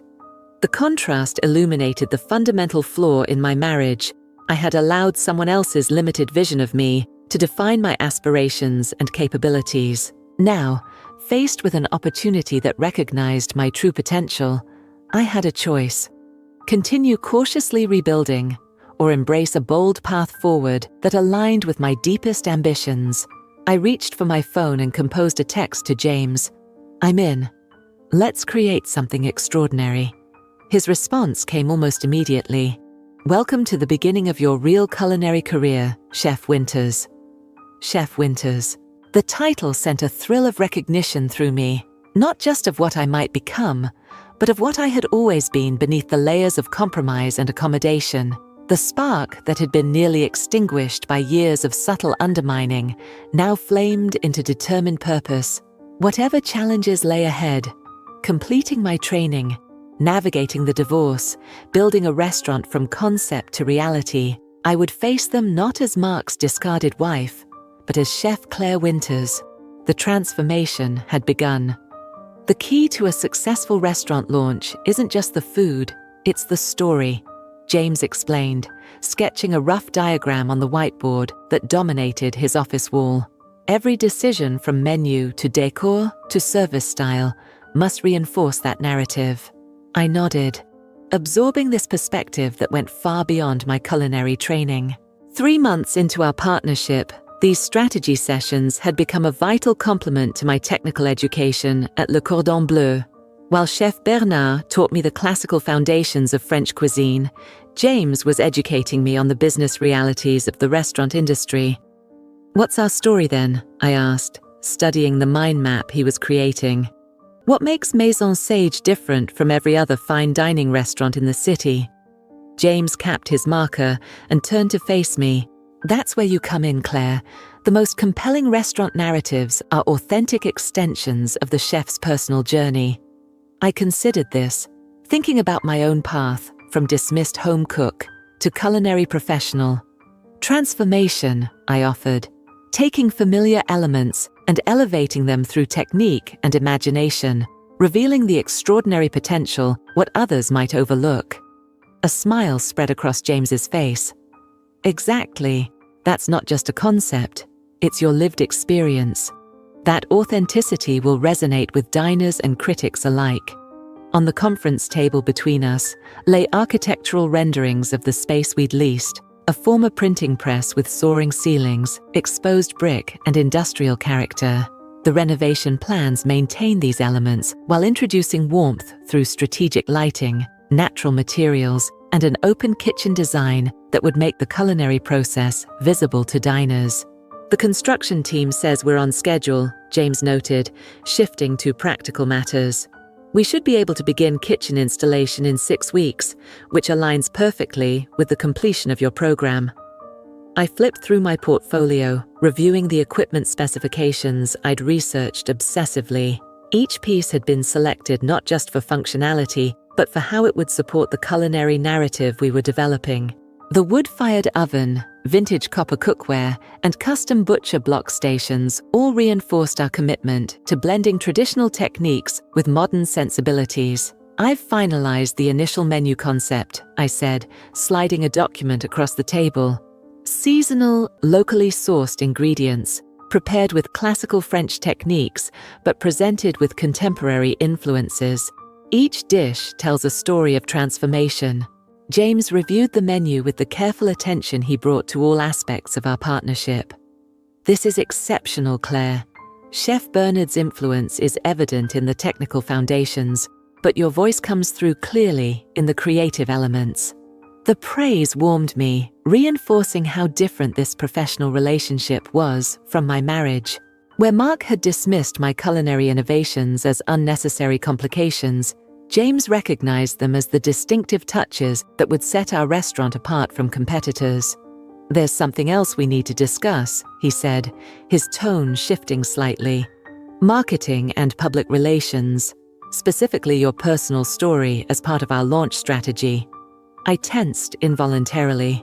My personal story?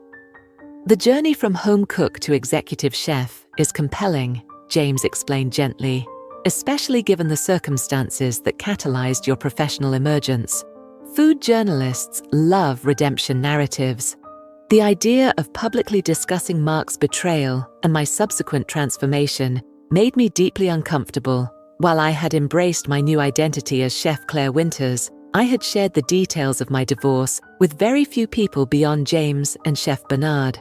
"I understand your hesitation," James continued, reading my expression, "but consider how many others might be inspired by your story. People trapped in relationships that diminish their potential, afraid to pursue their true passions because someone has convinced them it's impractical or impossible." His words resonated more deeply than I wanted to admit. How many times during my marriage had I read inspirational stories about women reinventing themselves after personal setbacks? How many times had I thought, "I wish I had their courage," never imagining I might one day be that person for someone else? "I'm not suggesting we lead with the divorce details," James clarified.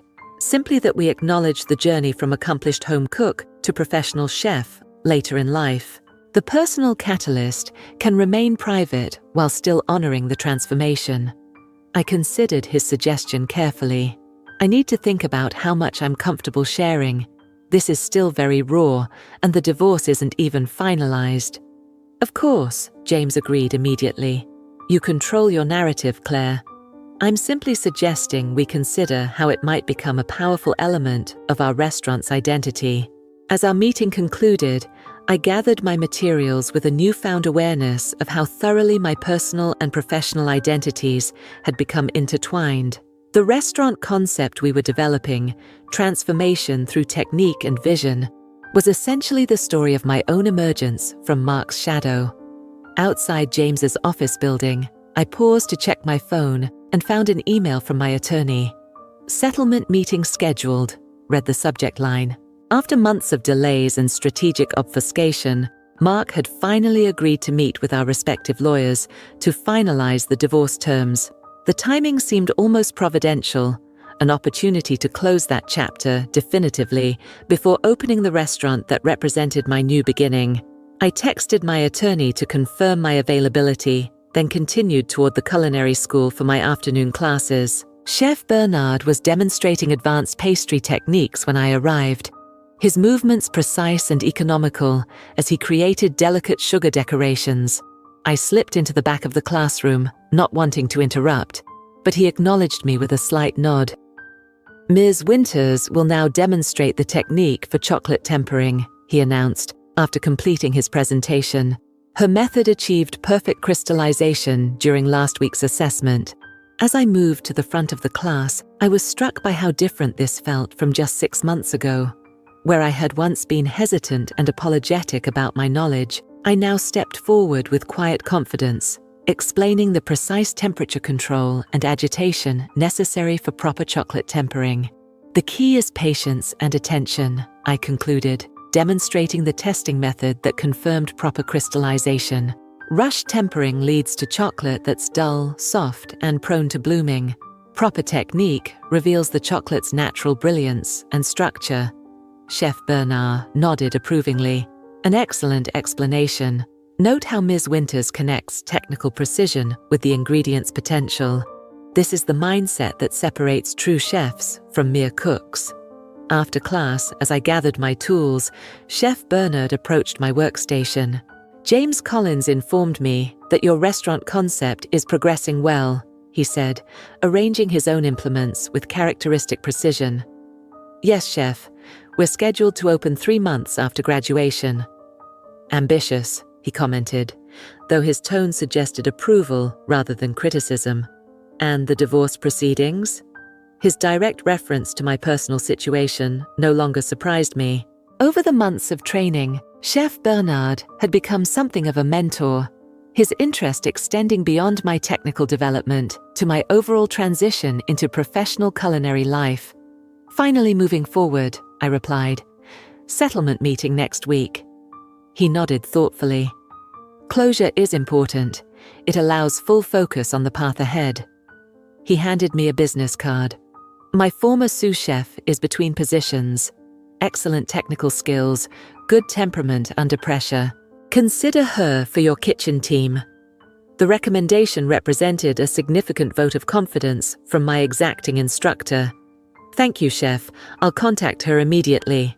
As I left campus that evening, I found myself mentally rehearsing what I might say to Mark during our settlement meeting. For months, his lawyers had employed delaying tactics while he simultaneously attempted to arrange private conversations to discuss our situation. My refusal to engage outside legal channels had clearly frustrated his expectation that I would eventually capitulate to his terms out of financial necessity or emotional vulnerability.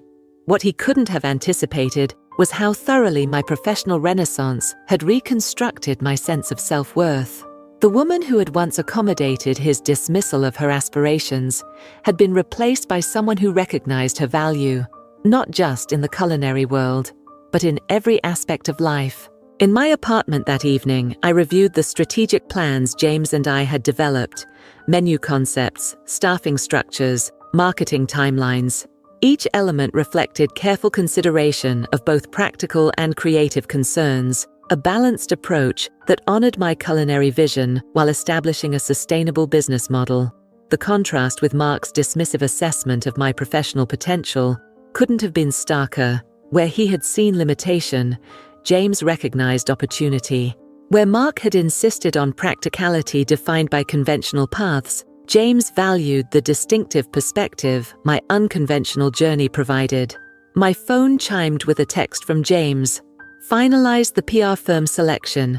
They're excited about our concept and your culinary direction. Ready when you are to discuss how much of your story you're comfortable sharing."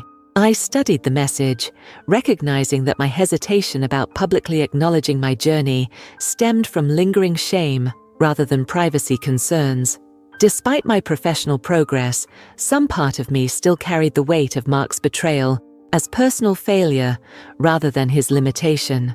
Perhaps the most powerful strategic decision I could make was not about menu design or kitchen equipment, but about reclaiming my narrative, transforming even the painful parts of my experience into elements of strength and authenticity. I replied to James, "Let's meet with them next week. I'm ready to own my story."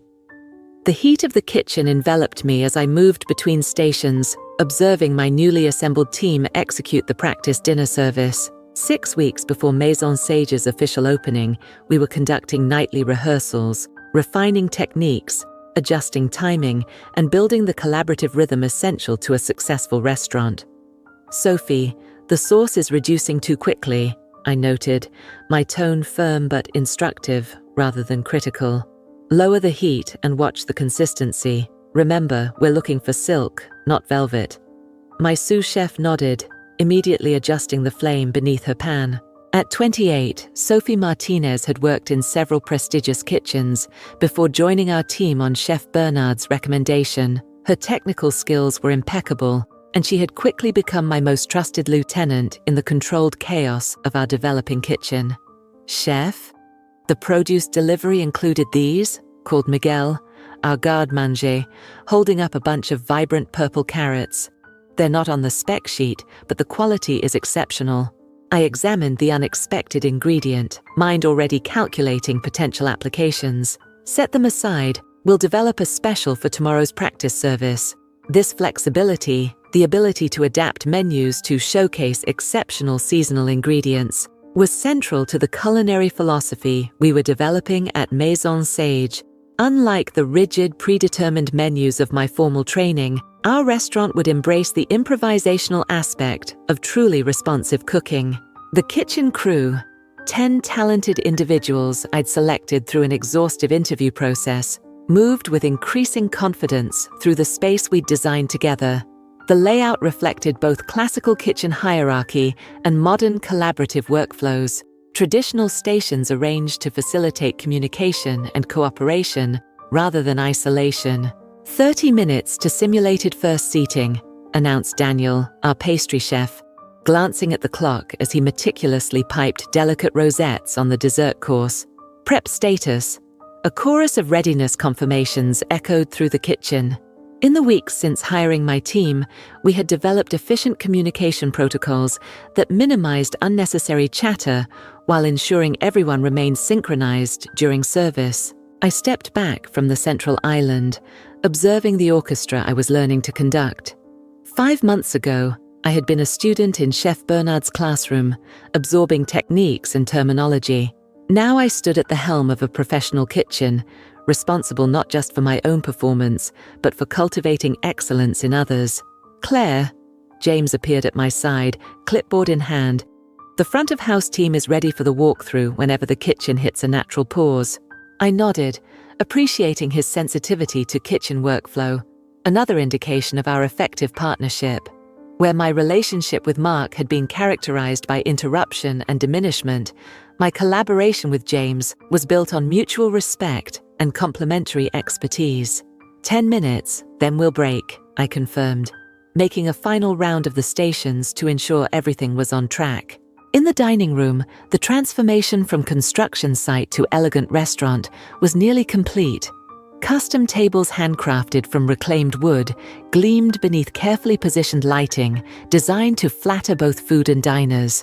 The open kitchen, visible through a wide archway, allowed guests to witness the culinary process while maintaining enough separation to preserve the dining experience. Amanda, our newly hired general manager, led the assembled servers through their paces, explaining the philosophy behind our service approach. At Maison Sage, we're creating a narrative through food, she emphasized, echoing the vision James and I had articulated during her interview. Each course tells a chapter of the story, and your role is to guide guests through that journey without imposing on their experience. I watched as the servers practiced their synchronized movement through the dining room, noting their growing comfort with the choreography we designed.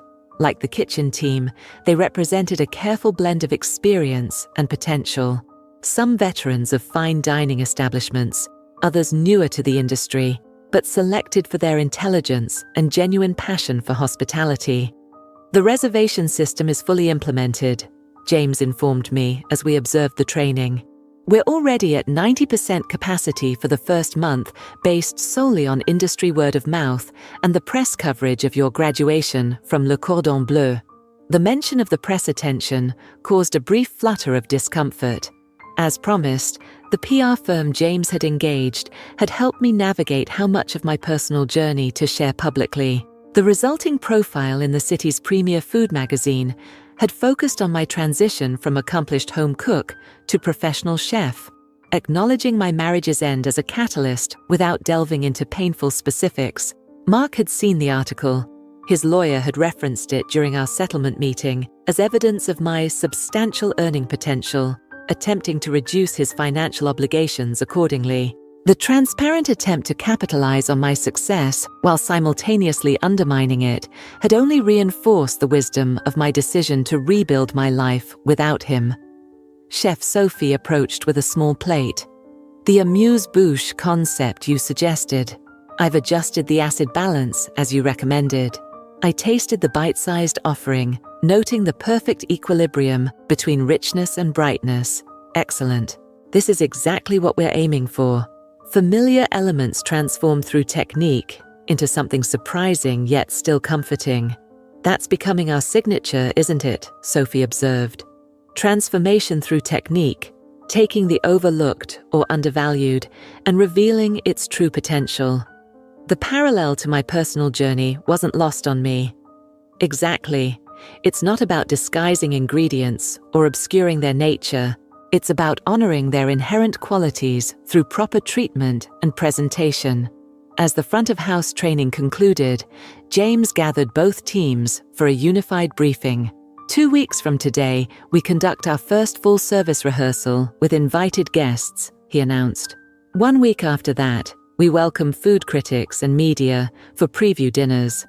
And then, he paused, looking around the assembled staff, we open our doors to the public. A ripple of excitement passed through the group.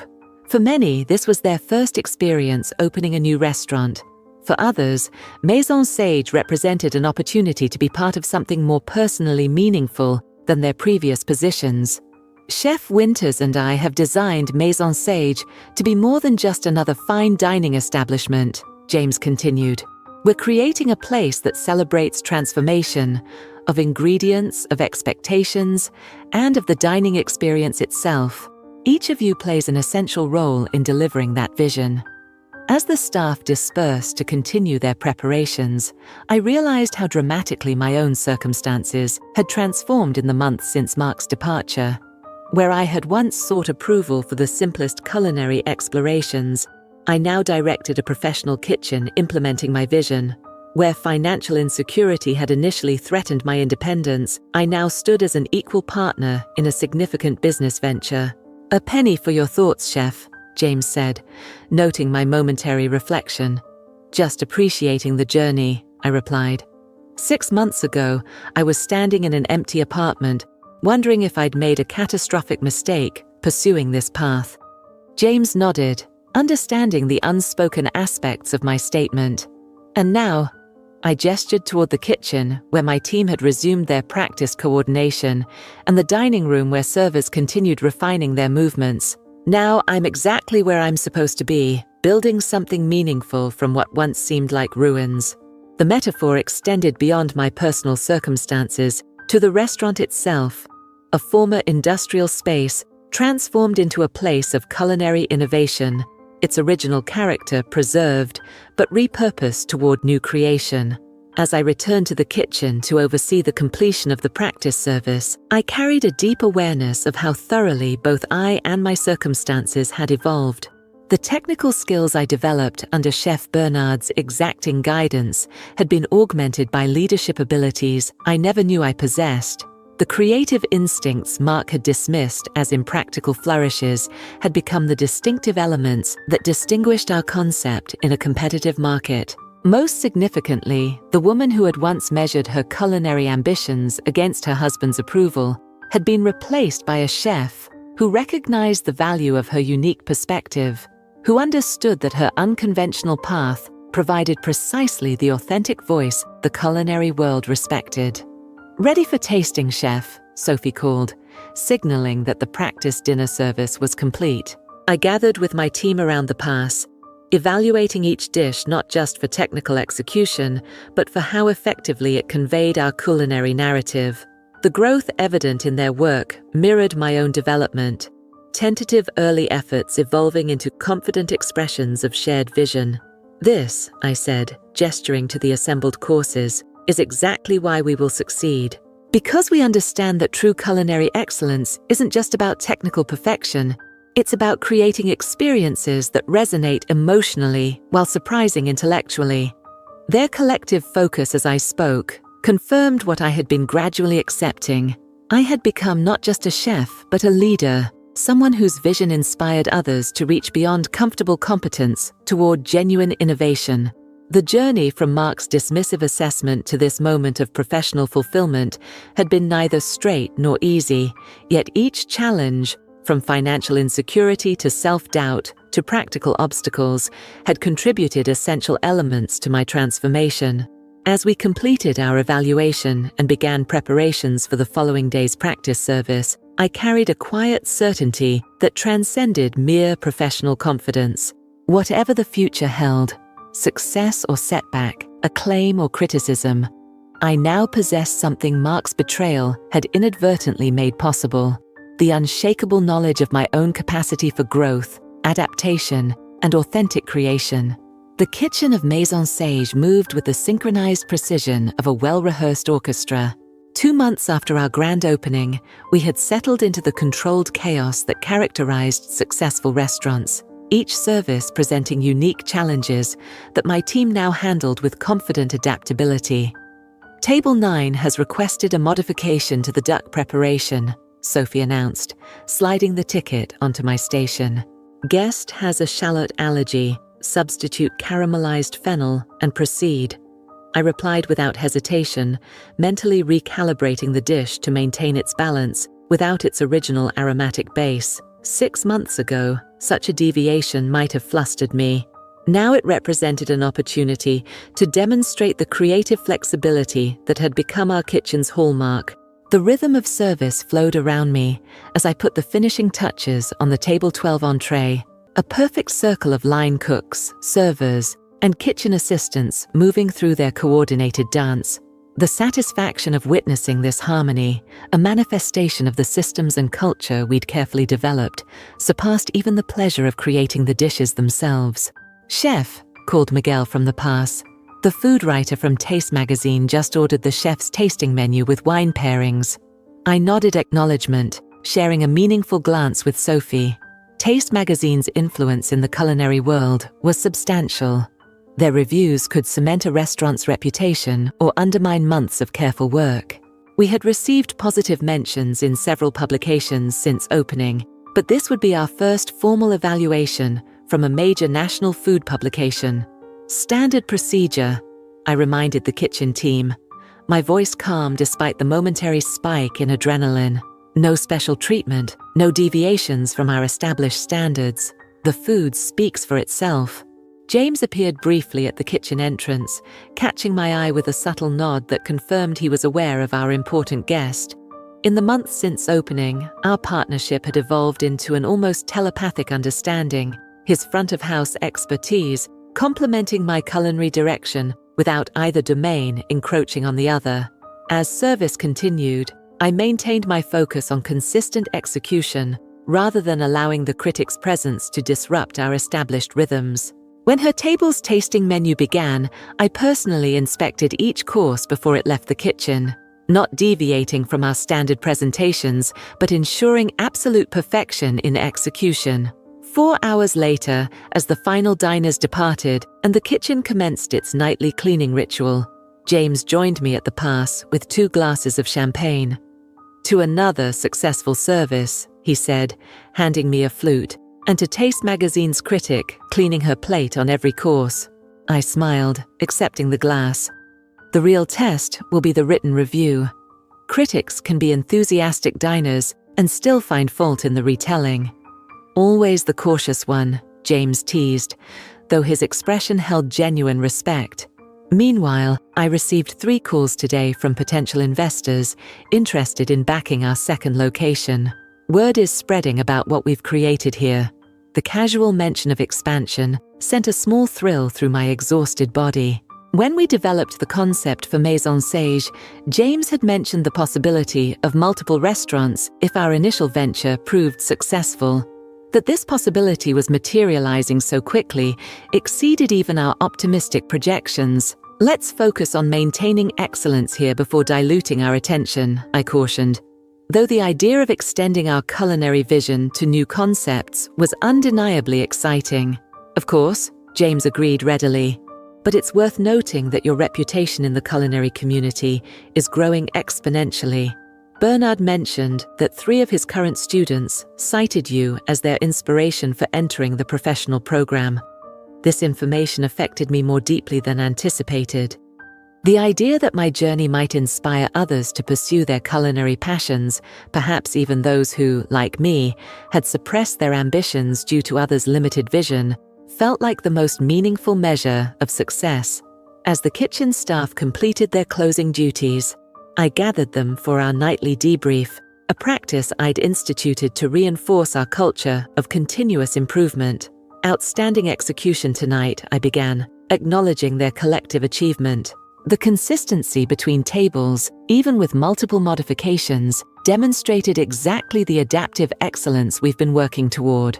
I proceeded with specific observations, commending Miguel's plate compositions, noting an opportunity for more precise timing between the fish and meat courses, recognizing Daniel's innovative twist on our signature dessert.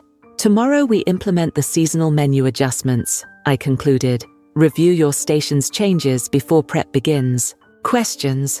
The absence of questions reflected not lack of engagement, but the thorough preparation we'd conducted during development of the seasonal transitions.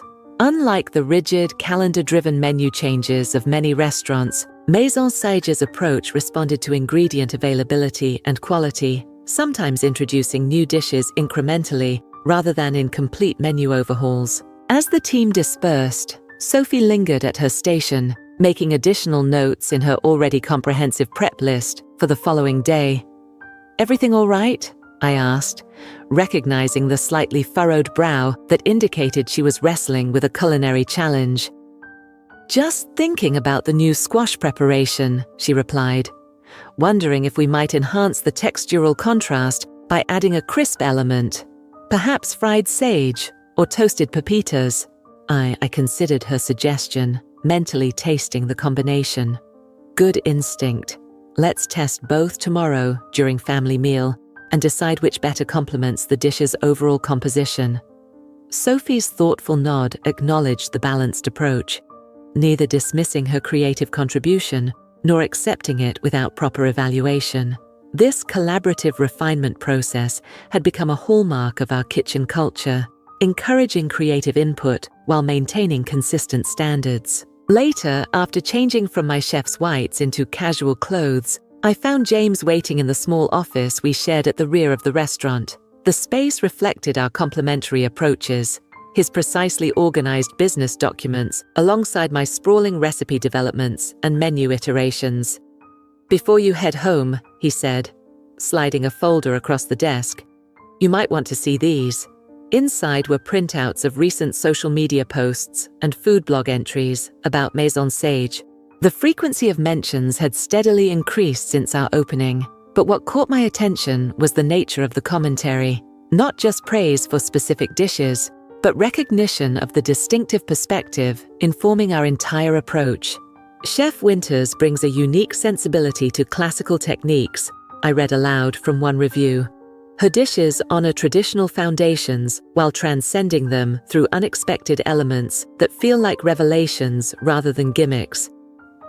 "They're recognizing exactly what makes your culinary voice special," James observed. "Not just technical proficiency, but the authentic perspective you bring to every creation." I continued scanning the reviews, noting the recurring themes: transformation, revelation, rediscovery. The language echoed my own journey from home cook to executive chef, from someone whose talents had been relegated to hobby status to a professional whose vision warranted serious critical attention. "There's something else," James said, his tone shifting slightly. "I received a call from the Culinary Institute. They're interested in having you speak to their advanced students about non-traditional paths to professional success." The invitation represented a particular kind of validation. Recognition from the established culinary education system that alternative journeys like mine had value worth sharing with the next generation of chefs. "I'll consider it," I replied, though the idea of positioning myself as an authority figure to culinary students still felt somewhat presumptuous despite our restaurant's growing success. James seemed to read my hesitation. "Claire, you've created something remarkable here. Not just excellent food, but a distinctive culinary philosophy and a kitchen culture that nurtures rather than crushes creativity. That's worth sharing, particularly with students trying to find their own path." As I gathered my things to leave, my phone chimed with an incoming email. The sender made my heart skip momentarily. Mark Winters. For months, our communication had been conducted exclusively through attorneys as we finalized our divorce settlement. The process had concluded 6 weeks earlier, just as Maison Sage was gaining serious attention in the culinary world. Since then, there had been no contact, a circumstance I had found both appropriate and relieving. I hesitated, then opened the message. "Claire, I've been meaning to write since seeing the profile of your restaurant in the Tribune last month. The success you've achieved in such a short time is truly remarkable. I find myself wondering if you would consider meeting for coffee sometime. There are things I'd like to say in person rather than via email. Regardless of your decision, please know that I recognize how thoroughly I underestimated what you were capable of creating." Mark James, noting my extended silence, raised a questioning eyebrow. "Mark," I explained, turning the phone so he could see the message. "Apparently, my ex-husband would like to meet for coffee." "Ah," James replied, his expression carefully neutral. "And how do you feel about that?" I considered the question, searching for the emotional response that would have been immediate and intense just months ago. To my surprise, what I found instead was a quiet detachment, not the raw pain of betrayal or the defensive anger of early healing, but something approaching indifference. "I'm not sure there's anything to be gained from such a meeting," I said finally. "Whatever closure he's seeking isn't something I need to provide." The realization struck me with sudden clarity. My success wasn't defined by Mark's recognition of it. The validation I had once craved from him, acknowledgement of my culinary talent and professional potential, now seemed entirely irrelevant compared to the authentic affirmation I received daily through my work and its reception. As I walked to my car in the restaurant's reserved parking area, I reflected on how thoroughly my measures of success had transformed, along with my circumstances. The external markers, positive reviews, growing reservations, industry recognition, were gratifying but secondary to the deeper satisfaction of creating food that expressed my unique perspective while nurturing both my team and our guests. Mark's belated recognition, delivered from the safe distance of a carefully worded email, represented a chapter already concluded rather than validation I still required. My rising success existed independent of his assessment, a reality I had created through vision, determination, and the support of those who recognized my potential when he had not. The first rays of morning sunlight filtered through my apartment windows as I reviewed the catering proposal for Ember and Vine's grand opening event. 4 months into Maison Sage's successful operation, we were preparing to launch our second restaurant, a more casual Mediterranean concept that would extend our culinary philosophy to a broader audience. "The staffing plan looks solid," I commented to Sophie, who had arrived early to finalize details before heading to the restaurant. Her recent promotion to executive chef of Maison Sage had been a natural evolution, freeing me to divide my attention between our existing restaurant and the new venture. "I've selected team members from both restaurants for the event," she confirmed, highlighting names on the document. "It creates a sense of unified culture while giving the Ember and Vine staff a chance to work alongside our more experienced team." I nodded approvingly, appreciating her strategic thinking. In the months since opening Maison Sage, Sophie had evolved from talented sous chef to genuine leadership material, someone who internalized not just techniques, but underlying philosophies. "James called while you were making coffee," she added, glancing at her notes. "The final media list for tomorrow's preview dinner includes all the major publications and food blogs. He specifically mentioned that Carlton Financial's annual client appreciation dinner is happening at the Westbrook Hotel tomorrow night as well." I paused, the significance of this information registering immediately. Carlton Financial was Mark's company. The client appreciation dinner, an annual event I had attended for years as his wife, often providing suggestions for the menu that went unacknowledged. "He thought you should know," Sophie continued, watching my reaction carefully, "given the potential for unexpected encounters." The thoughtful warning was characteristic of both Sophie and James, their protective instincts balanced with respect for my ability to handle difficult situations. Unlike Mark, who had alternately shielded me from realities he deemed too complex or exposed me to social situations without proper preparation, My current partners treated me as a capable equal while still offering appropriate support. "Thank you for the heads up," I replied, my mind already calculating the implications. The Westbrook is across the street from Ember and Vine. Given the timing of both events, the potential for overlap is significant. Sophie nodded, her expression carefully neutral. Though I had shared only minimal details about my divorce with my team, they had pieced together enough from media coverage and occasional references to understand the basic outline of my history with Mark. "Do you want us to adjust the timeline for the preview dinner?" she asked practically.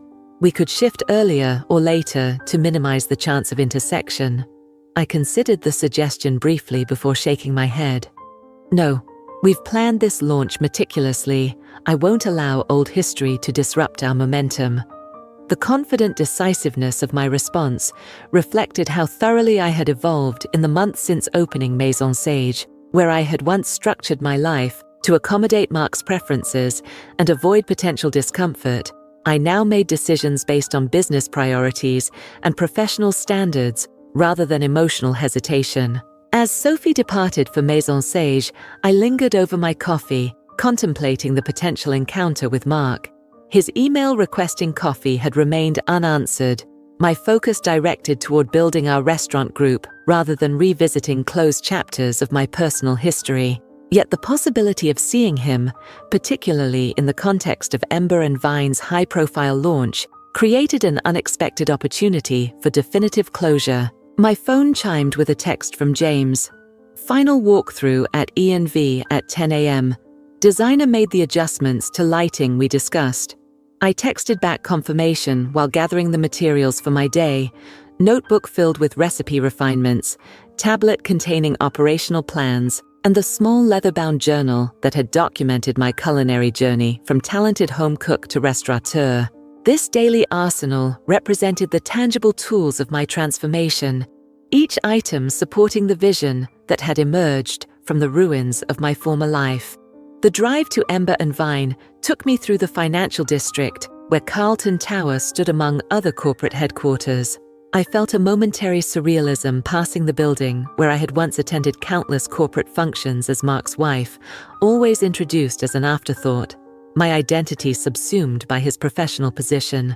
Tomorrow night, if our paths crossed as seemed increasingly likely, the dynamic would be fundamentally different. I would be Chef Claire Winters, the creative force behind 2 acclaimed restaurants, while he remained in the same role he had occupied throughout our marriage. The reversal wasn't about petty vindication, but about the natural consequence of embracing my authentic path, while he remained within comfortable, familiar patterns. At Ember and Vine, James waited outside the copper-accented entrance, reviewing details with Amanda, who would manage the new location after successfully overseeing Maison Sage's front-of-house operations. "Everything is proceeding perfectly," he greeted me, his expression reflecting the controlled excitement that characterized our partnership. The kitchen team completed their final practice service last night with 0 errors. As we entered the space that would officially open to the public in 48 hours, I felt a surge of pride in what we had created. Not just a second successful restaurant, but the foundation of a culinary identity that transcended individual locations to become a recognizable philosophy. "Tomorrow night," James said as we completed our inspection, "will be the formal introduction of Chef Claire Winters as a culinary force beyond a single successful restaurant. The critics and investors will recognize what we've known all along, that your vision has the depth and distinctiveness to sustain an entire restaurant group." The evolution from Mark's dismissal of my hobby to this moment of professional expansion created a symmetry that felt appropriate for whatever encounter might occur at tomorrow's events. I was prepared not for confrontation or vindication, but for the simple revelation of who I had become in the absence of limitation. Ember and Vine glowed with warm copper accents and Mediterranean-inspired details.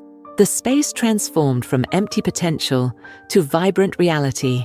Food critics, industry insiders, and influential journalists moved through the restaurant, sampling signature dishes while engaging with our culinary team. The preview dinner had exceeded even our ambitious expectations.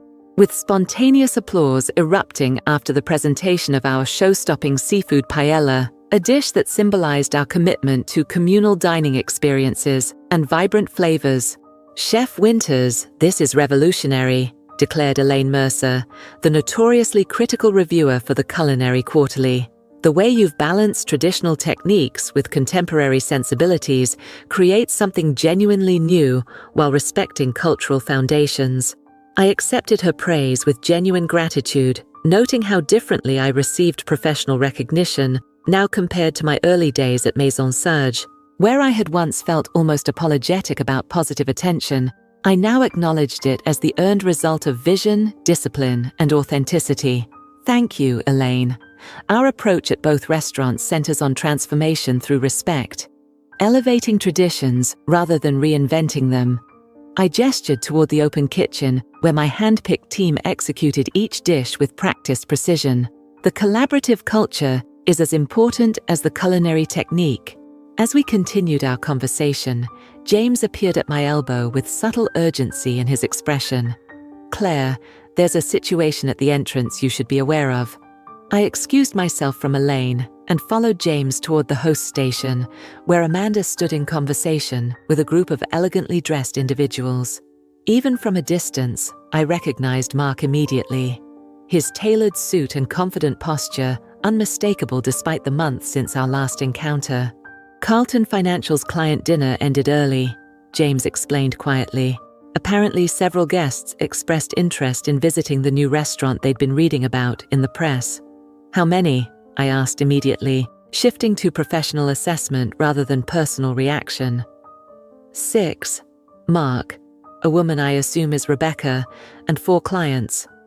I nodded, decision already made. "Have Amanda seat them in the Riverview section. Prepare the chef's selection menu with premium wine pairings. I'll handle the table personally." James studied my expression, seeking confirmation that I was genuinely comfortable with this approach. "You're sure?" "Absolutely." My confidence wasn't bravado, but the genuine self-possession that had developed through months of professional success. "This is my restaurant, James. I'm not ceding control of the narrative to anyone." As Amanda led Mark's party to their table, I returned to the kitchen to supervise preparation of their specialized menu. The team responded to my instructions with focused efficiency, understanding without explanation that this particular table warranted the chef's personal attention. 20 minutes later, I emerged from the kitchen, carrying the first course myself. A selection of Mediterranean small plates, arranged with artistic precision. Mark had not yet noticed me. His attention focused on explaining something to his clients with characteristic authoritative gestures. "Good evening," I greeted the table, my voice professionally warm as I placed the first course at the center. "I'm Chef Claire Winters, creator of Ember and Vine. We're delighted to welcome you to our preview event." Mark's head snapped up at the sound of my voice, his expressions cycling rapidly through shock, confusion, and dawning comprehension. Beside him, Rebecca's eyes widened in recognition, her hand instinctively moving to touch his arm, a gesture reminiscent of insecurity rather than affection. "Claire," Mark managed, recovering his composure with visible effort. This is your restaurant?" "One of them," I replied simply. Maison Sage, which has been open for 4 months, is our flagship fine dining concept. Ember and Vine represents our approach to elevated Mediterranean cuisine in a more accessible format. The clients, 2 couples who had attended numerous corporate functions during my marriage, looked between us with growing interest, clearly connecting the dots of our shared history. "Mark mentioned you had opened a restaurant," one of the women offered, her tone suggesting she had dramatically underestimated the scale of my venture. "But we had no idea you were behind both Maison Sage and this beautiful space." "Chef Winters has become quite the culinary force in our city," Rebecca added with surprising graciousness, her tone suggesting genuine respect rather than the resentment of our previous encounter. Her story has been featured in several major publications. I acknowledged her comment with a slight nod before returning to my professional role. I've selected a special tasting menu that showcases our signature dishes. The first course features house-cured olives, charred eggplant with preserved lemon, and spiced lamb kafta with yogurt sauce. As I described each element, I maintained eye contact with the table collectively, rather than focusing on Mark, whose stunned expression had settled into something more complex, a mixture of disbelief and what appeared to be genuine admiration. "This looks extraordinary," he finally said, his voice carrying an unfamiliar note of deference. "Thank you for accommodating us without reservation." Of course, hospitality is central to our philosophy. I gestured toward the open kitchen visible from their table. "Your next course will arrive shortly. Please enjoy." As I turned to leave, Mark spoke again, his voice lowered for my ears alone. "Claire, I had no idea. This is remarkable, truly." I paused, meeting his gaze directly for the first time. "Thank you, Mark." Success often looks remarkable to those who couldn't envision it. The subtle reference to his dismissal of my potential registered in his expression, but I continued before he could respond. "Please enjoy your evening. Sophie, my executive chef at Maison Sage, will oversee your remaining courses." The controlled grace with which I navigated this unexpected encounter reflected my evolution from the woman who had once deferred to Mark's judgment in all things. Where I had once sought his approval, I now accepted his belated recognition as merely one perspective among many, and far from the most significant validation I had received. As I returned to circulating among the other guests, I caught James watching me with quiet pride. He had witnessed my journey from talented but uncertain culinary student to confident restaurateur, supporting my vision without attempting to control or direct it, the fundamental difference between partnership and possession that Mark had never understood. The revelation of my success was complete, not in Mark's stunned recognition, but in my own unshakable certainty that I had created something authentic and valuable. Whatever his reaction, regret, admiration, or something between, it changed nothing about the path I continued to travel with growing confidence. The morning after Ember and Vine's triumphant preview dinner, I arrived early at my test kitchen, the converted warehouse space that had become my creative sanctuary. Here, away from the operational demands of two busy restaurants, I could experiment with new techniques and flavor combinations that might eventually appear on our menus. Sunlight streamed through the industrial windows, illuminating the pristine workspace as I arranged ingredients for a new dessert concept. The rhythmic chopping of pistachios and measured pouring of orange blossom water created a meditative beginning to my day, allowing space to process the previous evening's encounter with Mark. I had expected to feel something more dramatic after our first face-to-face meeting since the divorce. Perhaps vindication or lingering resentment. Instead, what surprised me most was the emotional neutrality of the experience. Mark had once occupied the central role in my life, his opinions and preferences shaping my choices in ways both obvious and subtle. Now he had become simply another patron in my restaurant, one with a complicated history, certainly, but no longer someone whose assessment carried special weight. The door opened, and Sophie entered, carrying 2 cups of coffee from the artisanal roaster down the street. "Thought you might need this after last night," she said, setting one beside my workstation. That was quite the unexpected situation. I smiled, accepting the coffee gratefully. "Thanks. How did the rest of their meal go?" "They stayed until closing," Sophie reported, leaning against the opposite counter. "Ordered additional wine after the pairing, and your ex-husband kept asking questions about the restaurant group's expansion plans." I raised an eyebrow, continuing to prepare the orange-infused syrup. "Expansion plans? That's not public information yet." Sophie shrugged. "He seemed very interested in the business aspects, financing structure, growth strategy, whether we plan to seek additional investors."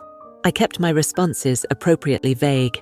The information didn't particularly surprise me. Mark had always viewed achievements primarily through financial metrics, measuring success by growth potential and investment opportunity rather than creative fulfillment or cultural impact. After they left, Sophie continued with slight hesitation. Rebecca stayed behind for a moment, asked me to give you this. She handed me a folded note written on Ember and Vine's custom stationery. I opened it, curious about what Mark's girlfriend might want to communicate. Claire, what you've created is extraordinary, as is the journey that brought you here. Thank you for your gracious hospitality, despite our complicated history. The path forward isn't always what we expect, but authenticity eventually finds its proper place. With genuine admiration, Rebecca. The unexpected graciousness of the note touched me more deeply than I anticipated. The woman who had once been cast as my adversary had somehow recognized and acknowledged the deeper significance of my professional transformation. She seems different than I expected, Sophie observed, having clearly noted my thoughtful expression. People often are, I replied, returning to my recipe development, especially when we allow ourselves to see beyond the roles we've assigned them in our own narratives. As the morning progressed, James joined us to discuss Ember and Vine's official opening the following evening. The preview dinner had generated precisely the industry buzz we'd hoped for, with early reviews already appearing online and reservations flooding in for the coming months. The investors are ecstatic, he reported, reviewing the preliminary financial projections. They're already asking about the third concept we discussed, potentially developing next year. I continued piping delicate rosewater cream onto the orange pistachio base, considering the rapid expansion of our restaurant group. Let's ensure both current restaurants are operating at peak excellence before dividing our attention further. Sustainable growth requires solid foundations. James nodded approvingly, always the voice of balanced perspective. That's why we work so well together. He hesitated briefly before continuing. Speaking of last night's events, Mark called my office this morning. I looked up from my work, genuinely surprised. What did he want? To discuss potential investment in our restaurant group. James watched my reaction carefully. He mentioned being impressed by the business model and interested in supporting the expansion phase. The irony was almost too perfect. Mark seeking to invest in the culinary vision he had once dismissed as an impractical hobby. For a brief moment, I imagined the satisfaction of rejecting his offer, of denying him participation in the success he had failed to anticipate. Instead, I found myself considering the proposal from a purely professional perspective. What would be the practical impact of his investment? Would it accelerate our growth timeline or provide strategic advantages? James appeared slightly surprised by my pragmatic response. Potentially, yes. His firm has connections that could facilitate expansion into the downtown financial district, which aligns with our long-term vision. But Claire, this decision is ultimately yours. Given your history, no one would question you declining his involvement. I returned to my dessert preparation, carefully arranging candied orange peel in a precise pattern. The restaurants aren't about my personal history, James. They're about creating something meaningful that stands on its own merits. I looked up, meeting his gaze directly. If Mark's investment makes business sense and comes without creative control stipulations, we should consider it objectively, just as we would any other potential investor.